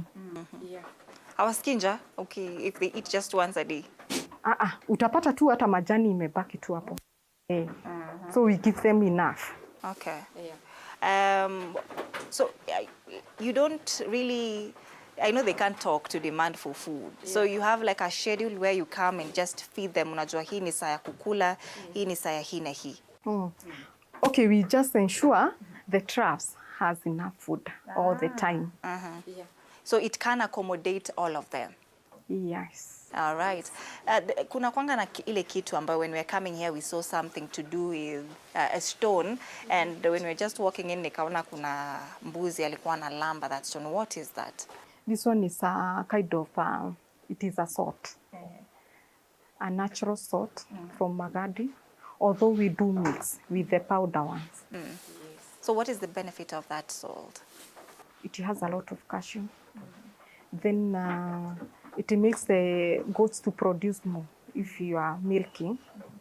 It also helps in the skin of the goat. Yeah. Of the goat. Yeah. So huyu goat pia anakuanga na skin diseases now that it helps with the skin. Yeah. How does it look like when they have skin problems? So the furs, hizi manyoya tusiite manyoya zinang'oka zenyewe. Kama mbuzi itakosa chumvi hata huwezi itamani, inakosa hata nguvu ya kusimama. So that's why we make sure it must have a salt. You are talking about also breastfeeding. How many times do you do it a day? Okay. We milk the goat. If it has a kid or it has kids, we milk once per day. But after, normally when the goats give birth, we give it 3 months so that it can be served again. So for those 3 months, we'll be milking once per day. Alafu tunaipea mtoto. After 3 months, then we start milking in the morning and the evening. That is 2 times a day. Yeah. Now, Joy Tanguanze, what are some of the lessons that you have learned from goat farming that you would share with us? Okay. For me, I have been having some challenges, such as some of the goat, you find it has miscarriage. The cause of miscarriage is due to ukipata buzi inafaa kukaa kwa keji yake. Kila buzi ikae kwa keji yake. So you find that the goat was in kid. Alafu unaona hawa buzi wangu kuna wenye sija kata pembe. Inaigonga. So it end up with miscarriage. Yes. Before we get into that point, miscarriage, you've talked about something, pembe. Do you cut pembes for all of them? Why is it important that pembe ikatwe? Okay, for me, I don't dehorn all. Okay. Nakata pembe wenye wako na vita sana, sio wote. But you can dehorn when they are small. You can decide to dehorn all. So the purpose of dehorning is just to ensure that they're not hurting other goats? Yes. Like this one? Like this one. But for this, it was born like this. Yeah. Oh, okay. Hii ilizaliwa hivi. Kuna wenye uzaliwa na pembe na wengine wanazaliwa bila pembe. Ni genes zake ziko hivyo. All right. Now that still on the point of the lessons that you have learned, of course umesema some of the few challenges which of course are also come to it later. Ukituambia zile challenges ambazo somebody who wants to start goat farming anaweza experience, but zile success gani ambazo ume learn, because I'm sure you're not the way you started. Maybe you can start with telling us for how many years have you been in this business? Now that this is a business, unapata profit. How many years, Joy? Okay. Joy Goats Daily started in 2010. Okay, for me, I like this farming sababu kama ni mbuzi zinazaana haraka sana. From second time, our mbuzi wanazaa mapacha. So I started with only 20 goats. Wakazaana, but ile kitu muhimu sana ni senge. What the is back, that? The male. Okay. So we keep changing the male. Yeah. To ensure the goat is very pure.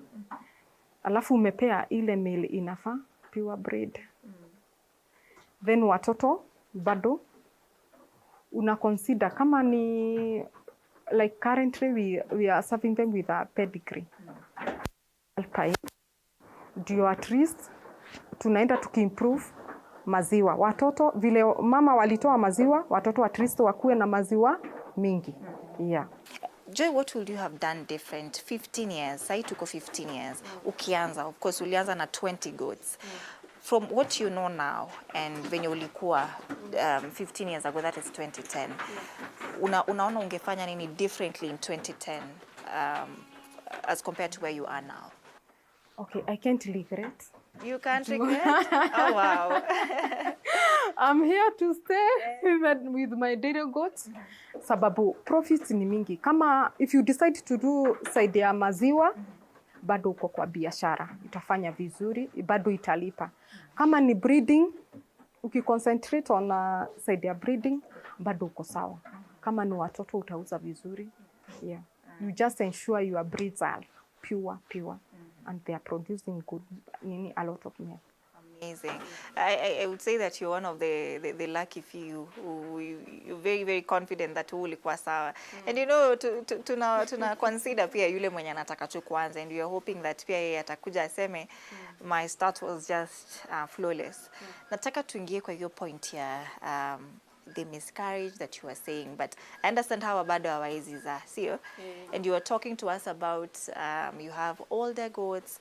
Sasa hopefully when we go on a break you will be telling us about that when we get there. But of course, talk to us about crossbreeding. Is this something that you are doing, and is it beneficial really in goat farming? Okay, in dairy goat farming, ile kitu huwa tuna avoid sana ni inbreeding. That is, upate, that way you see my goats ziko na ear tags for recording purposes. Ndio hata nikiuzia customer, aende apate senge, maybe anataka ichukue girl, female. Not a female, but to be served. Inataka kupewa dume, inataka kuchukua dume. So anaweza enda maybe kwa neighbor wake, na ni mimi nilimuuzia hiyo mbuzi. Unaona sasa kutakuwa na inbreeding. So that way tunawekanga tags to avoid inbreeding. So akienda kwa neighbor atapata hii mbuzi, hii tag yake, naona tulitoa the female the same price. So hata serve nayo. Cause tena the biggest enemy in this business ni inbreeding. Unapata mama amezaa mtoto, then the male ina serve mama. Yule mtoto wataproduce hatatoa maziwa ya kutosha. Hata itatoa kidogo sana. So in breeding, when you do, it's discouraged in maybe human beings, but it's discouraged in goat farming. Yeah. Even in the dairy goats too. Apart from you could produce very, very little milk, what are other challenges or tuseme aje zile mistakes ambazo zitaokaa in breeding ikifanyika? Number one, ni hiyo maziwa inapungua. Then there is this, it is called hermaphrodite. Okay. Oh, ile having two organs. Okay. There's two different body organs, reproductive organs. So hiyo bado huwa inaokaa kwa mbuzi sana. When you do inbreeding. Tena mbuzi wanakuwa wadogo. Ni mbuzi wenye hawatanenepa. Yeah. Itakuwa wadogo, bado health yake ni dogo. And most of the time, they end up dying when they are still small. Yeah. So have you maybe faced a point where these goats, moja amezaa yule goat ambaye ako disabled? I had experienced one like 3 years ago. And it was a challenge for me. I was too discouraged. Although I had not done inbreeding, but I had experienced one. It has never occurred again. How does that disability look like? Anatoka bila macho, bila miguu, ama anatokaje exactly? Hiyo disability, huanga buzi anakuwa na iji ya uzazi, akona zote mbili. That is ya kike na ya kiume. Yes. So unaweza sema these disabilities, maybe one of the effects of inbreeding ni hiyo maybe possibility of a goat anatoka akiwa na disability in breeding. In breeding sana. That is the main cause. All right. I want you now to talk to us about how they feel emotionally. You know, I understand that wewe umeshakuwa attached na your goats. Let's say umesema you felt very, very bad when you realized that ulikuwa na one goat that was disabled. So what have you done differently to ensure that you don't have such a case ever again? Okay. First thing, in breeding, niliacha kabisa. I'm very keen on my back, my backs. Alafu, na make sure, hata yule customer atachukua buzi, na wafunza, wasiende kufanya vitu kama hizo. So I lower those kind of problems or challenges. Yeah.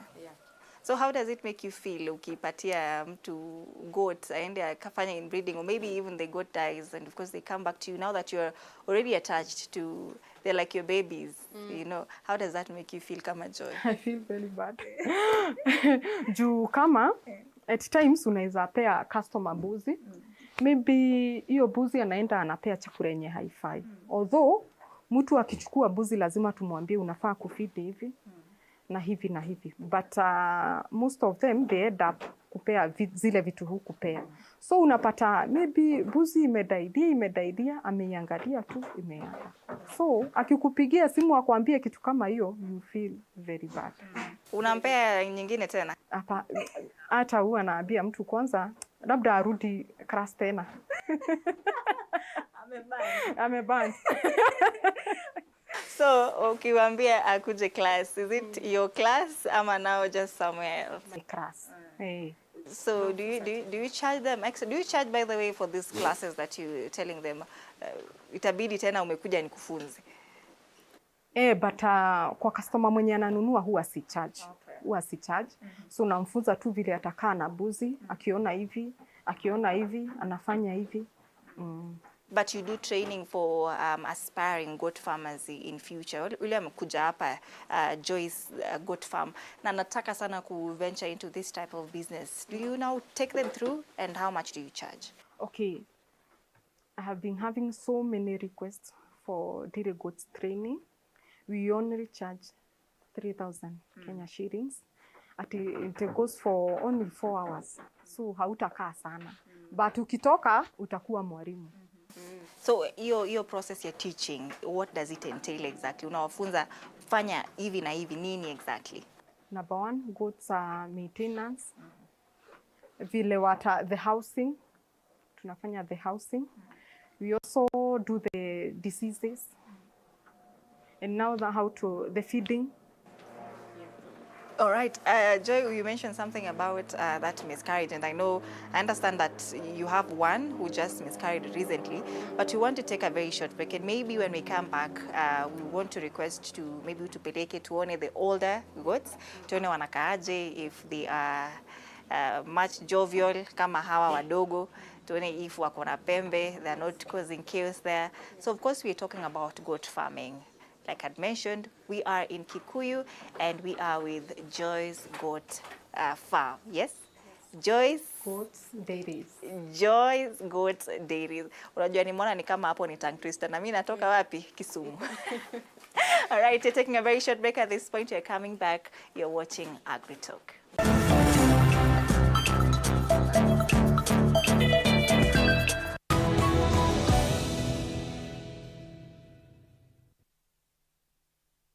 Radio 47 inavuma ndani na nje ya nchi. Tumekubalika hadi kimataifa kwa ushirikiano na Deutsche Welle nchini Ujerumani. Tunakupa matangazo ya aina yake, kuanzia habari, makala na matangazo ya soka. Radio 47 na Deutsche Welle, idhaa ya Kiswahili nchini Ujerumani. Hili ni bonge la ushirikiano. Radio 47, tunavuma na bado hapa ndipo.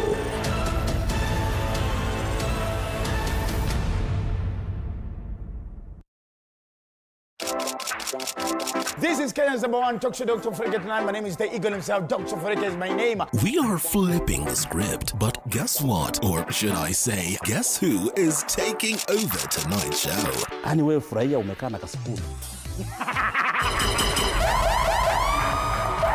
CP unit ni Punet. Ni Punet. Punet. So you guys knew about... Piga. Sawa basi. Nasema, nilata ungevi the whole time. I don't want to go back to brokenness. Never. I just love the high life. Siwezi taka kuimagine ati nimesota. You have to watch to find out. Tune in every Wednesday from 7:30 p.m.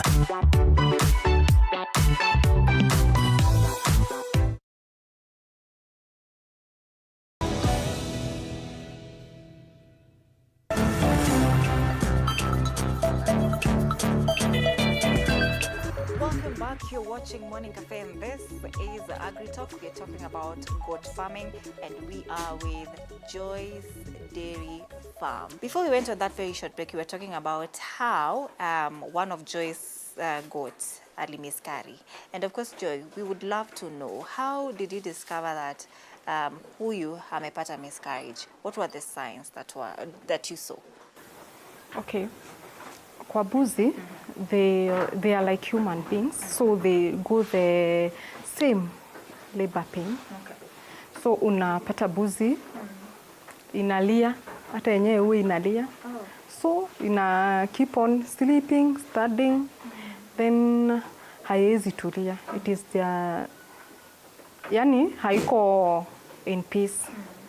So after kukaka nikaona hii buzi iko na shida. So after sometimes it miscarriage. So immediately after miscarriage, I called the vet. Ikatolewa hiyo tunaita aje? Hiyo kwa mtu ni fetus. Not the fetus country. But sasa ya mbuzi. Okay. Alafu kuna injection huwa inapewa ya kuosha the womb. Ndio next time i-conceive. Juu ukikataa kufanya hivyo, then next it will have some infection, and the next time it will end up miscarriaging. So to avoid all that, unafaa uite vet, aiweke dawa, ioshe hiyo ube yake, then you inject a multivitamin. It is an ni ya kutoa stress kwa buzi. Alafu ukitoa after that unaipea 3 months. After 3 months it is ready to conceive again. Usipee immediately. So you lazima we separate kabisa from the male goats. Ikae tu kando, then we feed vizuri, then uipe ukidunga tu multivitamin ni anti-stress. Ita recover yenyewe pole pole. After 3 months itakuwa ready, itakuwa on heat tu yenyewe. Nasikia mwingine ana sneeze. Is it one of the diseases that they have ama ni nini exactly? Okay, the most common diseases in these dairy goats, number 1 is diarrhea. Number 2, pneumonia and bloat. Bloat ndio huwa inaua hawa buzi haraka sana. Diarrhea, just make sure you give them dry matter. Not exactly dry ile imekauka kabisa, but you will to your feeds. At least hiyo majani ukaushe kidogo. Si majani ya kesho ukate leo.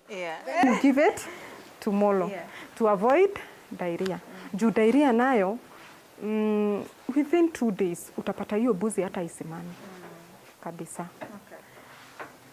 Then for kwa homa inakojeka tu homa kama kama tu binadamu. So for pneumonia, just make sure nyumba yako mahali buzi wanaishi hakuna upepo inaingia. So when you are building your house, make sure umeangalia wakati side yenye upepo inatoka. Yes. Ndio isiface hiyo side. It is face the opposite side. Yeah. To avoid all those. Tutaingilia deeper into housing structures za goats. Lakini you mentioned something about stress ya huyo goat mwenye miscarry. And my question is, do they also feel it emotionally the way we human beings do? And wana react aje to, how is the healing process like? Okay, they are like human being, as I told you, because unapata hata yeye analia akitafuta mtoto, because ameadango ile labor pains. So inagoja, hata yenyewe inagoja mtoto. But most of the time if it is a miscarriage, unapata hata kama ni mtoto mkubwa ametoka kama amekufa. Yeah. All right. Sasa healing process umesema ina take is it 3 months? 3 months. They're totally ready to conceive and to go about their life. Yeah, after 3 months it will be on heat again. Usipe ati ikiwa na miezi 2. Wacha ipone kwanza. Hata ile womb ikuwe ready. Yeah. Sasa there's something that we also a lot of people don't know. Mbuzi anafaa nyonye for how long? You know, hata watoto maybe hakuna standard. There are people who want to do it for even 5 years. Lakini standard ya mbuzi ni gani? Okay, kwa mbuzi anafaa anyonye, no, sio hata kunyonya vizuri for 3 good months. After 3 good months ni mbuzi inajua, it know how to feed very well.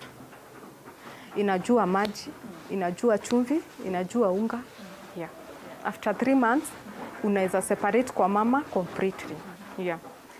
Joy, when is the best season for a goat farmer? Yani ile saa una feel yenyewe hapa niko na good profits, then you can make very, very good money at this point. When is the best season for you? Okay, for the dairy goats, we don't have seasons. They are not seasonal. Because each goat gets on heat at its own time. So when you are milking, it will give birth and you start milking at a different time compared to the other goats. So it give then giving birth, it gives birth at its own time. So hawezi pata ati buzi wote wamezaa hii mwezi. Actually, that is quite interesting, Joy. Because sasa tukiongelelea plans, maybe harvesting season inakuanga just standard, but this is now better, right? Every time una harvest, umesema kila goat ana mate at its own time. Yeah. Is the produce the same? Tuseme kama standard yako inakuanga maybe let's say 10,000. Is it 10,000 every day or every sale? Is it standard? Okay, not really. Because unaweza pata kuna wakati kama ni maziwa wameproduce mingi leo, kesho imereduce kidogo. So it is not a standard. Yeah. All right. Just to remind you, I hope you have your pen. I hope you have your paper. We are learning. I hope you're learning. And if you're finding this interesting, just let us know in the comment section. If, of course, you've reached this far with us, we're talking about goat farming. Joy, tell us about the gestation period. Yeah, goat. Okay, for gestation period, for a goat, we give it 150 days. That is 5 months. Yeah. This goes, saa hiyo ako ni ile time amebeba mimba. Yeah. 5 months. 150 days, yeah. All right. So for how many times should a goat farmer maybe vaccinate the goats or take them to the vets? After how long? For vaccination, we can vaccinate after once. For kwa kila ugonjwa maybe. Then for the deworming, you do it after every 3 months. Then kuna wale farmers wamezoea ati kuna ile dawa specific I give for la dewormer. So you should change them. If you give it a normal dewormer, next time ipe hata kama ni injection. Lakini sasa, when is the time that now a vet should be consulted? Umesema sometimes tumeongelea bloating, tumeongelea pneumonia, homa. Tumesikia mwingine hapa ako na homa, yeah? So ni point gani ile unafaa uite vet useme now this is getting serious and I need medical attention for my goats? Number 1, if a goat has a miscarriage, call for a vet. Kama ni mgonjwa, call for a vet. In case of deworming, you also require a vet. Na vitamin 2. Vitamin we give it every month. Yeah. Maybe have you faced any form of disease outbreak hapa kwa farm yako? just any outbreak ya goat ambayo ilikuja na maybe ikakurudisha nyuma, or just anything that you prevented before it took over? Okay, I once had a disease called pink eye. Okay. Huwa inafanya mbuzi ikue bright. So the eye starts turning pinkish. Then inaenda ina turn whitish. Kama hauta iattend haraka. So nilikuwa na mbuzi moja ilikuwa hivyo. Then hiyo disease huwa ina bebo na hawa inzi. Fleas or flies. So iattend very fast. So haikuenda kwa mbuzi wengine. Okay. Yeah. So how do you prevent zile external parasites, zile fleas, ticks from these goats? Okay, tuna spray na dawa. The insecticide. We use the insecticide. Okay, how about hygiene? Inafaa ikayaje? Ndio ujue hapa sasa my goats are safe and they are free from any external parasites. Number one, lazima buzi yako isikae chini. Unaona wangu nimelace kidogo juu ya ammonia na bado kuavoid hao fleas. Juu tena buzi inafaa kukaa mahali dry, kama unaona nyumba yake vile inakaa juu. Unafaa utadike hizo bao, ukiacha tushimo kidogo kidogo to avoid ile uchafu kusimama hapo. So the house should be completely dry to avoid other diseases like mastitis, of course. Yeah. Wanapata mastitis tu kama ng'ombe. So lazima uensure shade yako iko dry and clean. Okay. But Joy, tunaona some manure. So where do you take them now that you're only doing goat farming? Hauna mahindi, hauna beans, hauna ngwashe. So where does this manure go to? Okay, hii manure, it has a lot of customers. Number one. Then huwa tunaitumia kwa kupea vitu kama napier grass. We have a few. Alafu kuna ile hizo feeds bado huwa tunapea kama za protein, bado tumepanda huko kwa shamba. So huwa tunatumia hiyo manure hapo, although iko na demand iko juu sana. Customers wengi wanaitaka. Maybe what are the benefits of this goat manure now that you're saying watu wengi wanaipenda sana? Ni benefits gani iko nazo kushinda ile ya ng'ombe? Okay, number one, hii huwa inafanya kazi haraka, sio kama ya ng'ombe. Unaona hii sio ngumu. Yeah. So hata growth ya ukipanda kama ni mahindi upande nayo itakuwa haraka, sio kama vile itafanya kazi haraka yani. So utapata ile ilipandwa na ile cow dung, and compared to the goat manure, it's very different. This one is growing very fast. Yeah. Joy, tukiwa pale with the small goats, you are telling us that you feed them only once a day. But I'm concerned about hawa ni wakubwa. Yeah? You also feed them once a day, ama hawa sasa feeding rate yao iko juu kushinda wale wadogo? Okay. Feeding rate yao iko the same, but we ensure hawa tunawekea at least majani mingi kuliko wale. Yeah. Majani is the most important. Is it the salt? Au pia wako na salt? The feeds. Lazima wakae, buzi lazima, kama ni mdogo ama ni mkubwa, lazima akuwe na salt, enough salt, na maji and water. All right.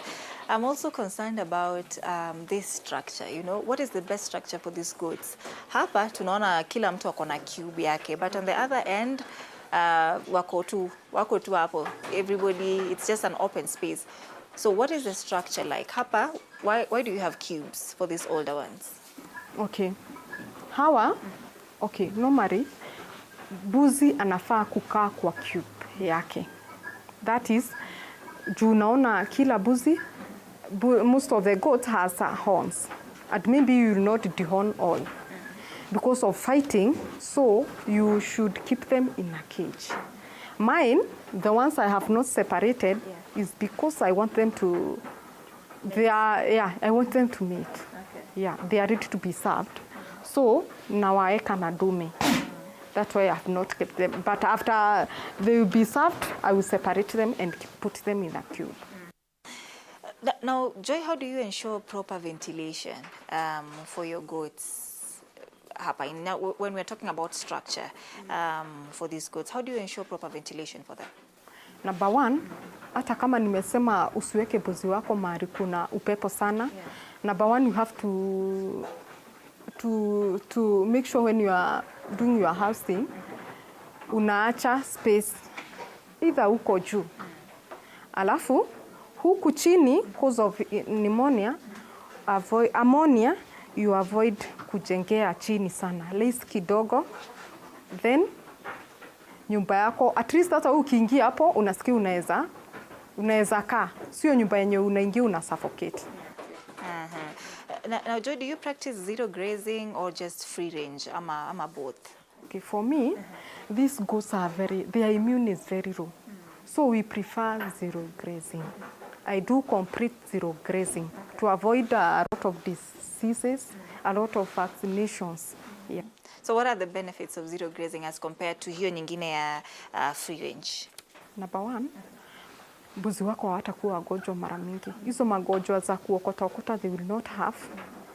Number two, the fleas. They will not have fleas. Very rare. Yeah. So fleas and external parasites, they're very, very safe from them if you go the way of zero grazing. Yeah. Now, isn't that free range kwa wale wadogo? Ama now that wanajuana and they are enclosed, that is not something to worry about. Okay, for free range, huwa hatuwatoi, hawezi toka nje. Tunafanyanga, wanakaa kwa nyumba, so hawatoki nje ama kwenda marishoni. No, we do zero grazing. Wanakaa yani kwa nyumba. Wanapewa chakula hapo. Hakuna kutoka. Yeah. All right, so what is the most cost-effective way, Joy, of feeding these goats, lakini pia una ensure high productivity? Understand pale umesema you're feeding them just once a day, but what is the most cost-effective way of feeding them? And una ensure wako sawa, they are not hungry, wako na nutrients vile wanafaa. Talk to us about that. Okay, number one, you must ensure that ile buzi, kila buzi ujue anafaa kukula chakula kiasi gani. If it is 3 kgs, si uko na mbuzi hapa, una make sure umemwekea chakula ya kutosha. Then watu wasiwe na pressure sana juu ya feeding ati do you produce more. Just make sure ile kitu uko nayo kwa shamba ndio unatumia and you make sure it is fed with a balanced diet. That is the feed must have protein, enough protein, carbohydrates for energy, alafu na minerals kidogo. Yeah. What are some of the nutritional deficiencies in goats? Sasa, now that we're in gwiji wa goat farming, is there nutritional deficiencies that you've seen goats have, and also how do you address them? Okay. Ukikosa feed buzi wako na balanced diet, they weaken, their body weakens. Unapata hata watoto, hata hiyo buzi haiwezi kuwa hata on heat, by the way. When it is poorly fed, it starts shedding the fat. Yeah.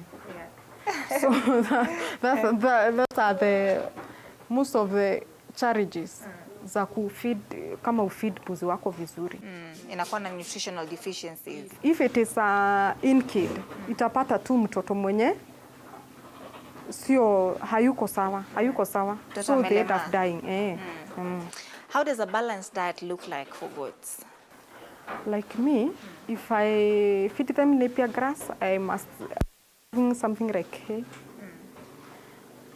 and rosan.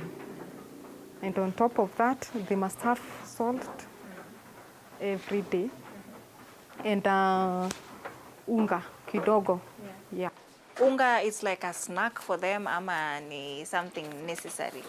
It's very necessary. Juu inasaidia kwanza buzi wenye unakamua wanaongezea maziwa. Lazima upee unga. Yeah.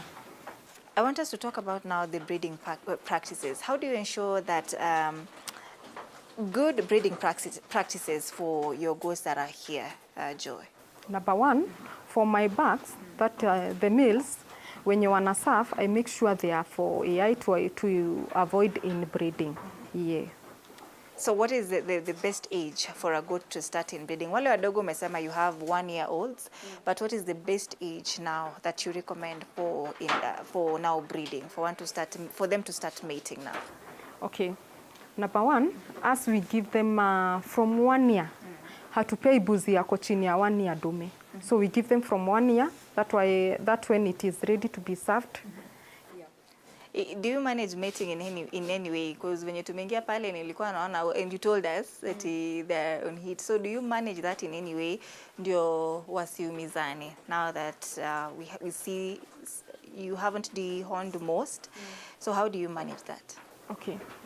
Vile huwa tunafanya, if the goats become, mostly the males, they become violent when it is once goat is on heat. So tukipata buzi iko na inataka dume, tunaileta kwa hii cube. But inasaviwa, then tunairudisha or we separate juu sasa tumejua iko na mimba, at least isigongwe na hizo zingine. Yeah. So you bring them here once they are pregnant, you separate them from the other ones? Yeah. Okay.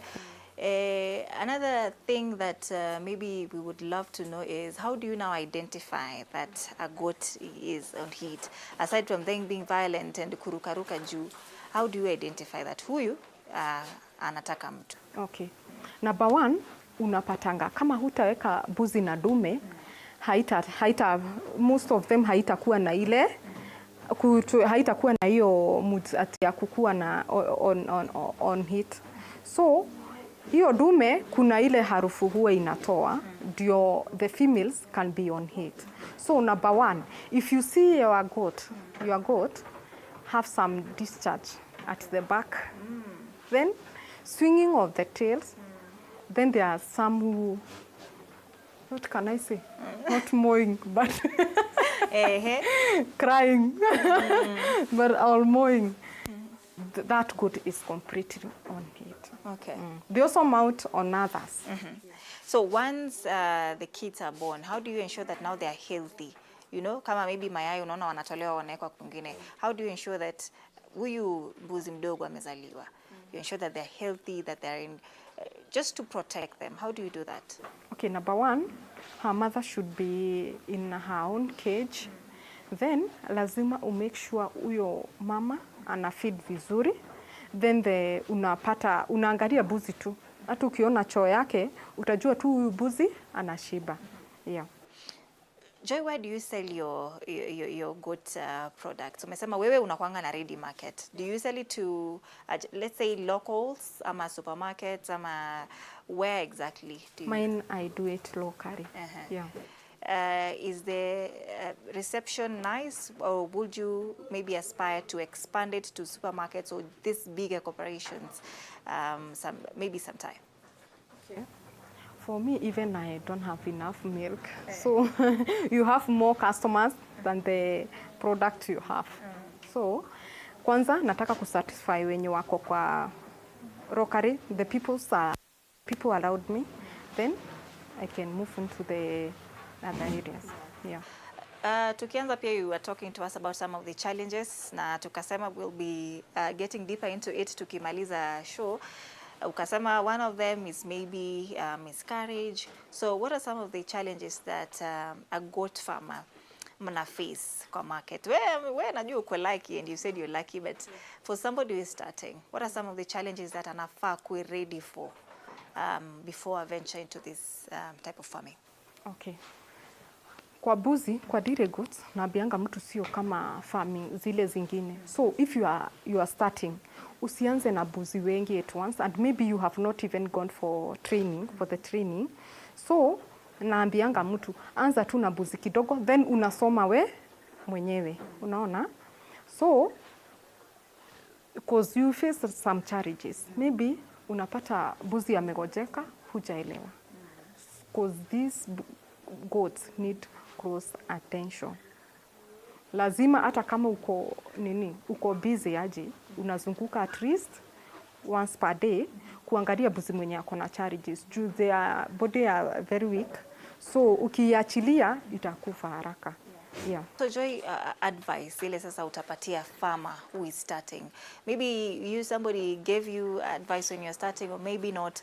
But now that you are somebody, an expert in this, yes, what advice would you give them if they want to start this business? Okay, number one, naweza waambia sio biashara mbaya. If you do breeding, you still be on the safer side. Bado utapata pesa yako. If you concentrate on milk, bado utakuwa kwa biashara. So naweza ambia watu wasiogope, wacha tulime buzi. So the feeding of the goat is very low. We have said 1 cow is equivalent to 10 goats. So wacha tulime. Startup capital inaweza kwa how much hivi? Umemwambia asianze na mbuzi wengi, anze tu na kidogo. Sasa startup capital for instance inaweza kwa ngapi hivi, Joy? Okay, you can start with as low as 100K. Yeah. Just that? Yeah. Now where can we find Joy when we want to maybe get goat products, dairy, maziwa, meat, tutapata aje? Okay. We Joy Goat Dailies, we are located at Kikuyu, Deya, a place called Kamango. Or you can find us in Facebook, we are Joy's Goat Dailies. Ama kwa TikTok, we are also in TikTok, we are Joy's Goat Dailies. Maybe I can give my number, yes, 0725 066 561. You are much welcome. All right, that brings us to the end of this episode on Agri Talk. We were talking about goat farming, and as you've heard, that is Joy Goats Dairies. We are in Kikuyu once again. If we've been able to convince you that goat farming is something that is viable and something that can help you, of course, as you start your goat farming, then comment down below and tell us your views on this particular episode. Thank you so much for watching, and we'll see you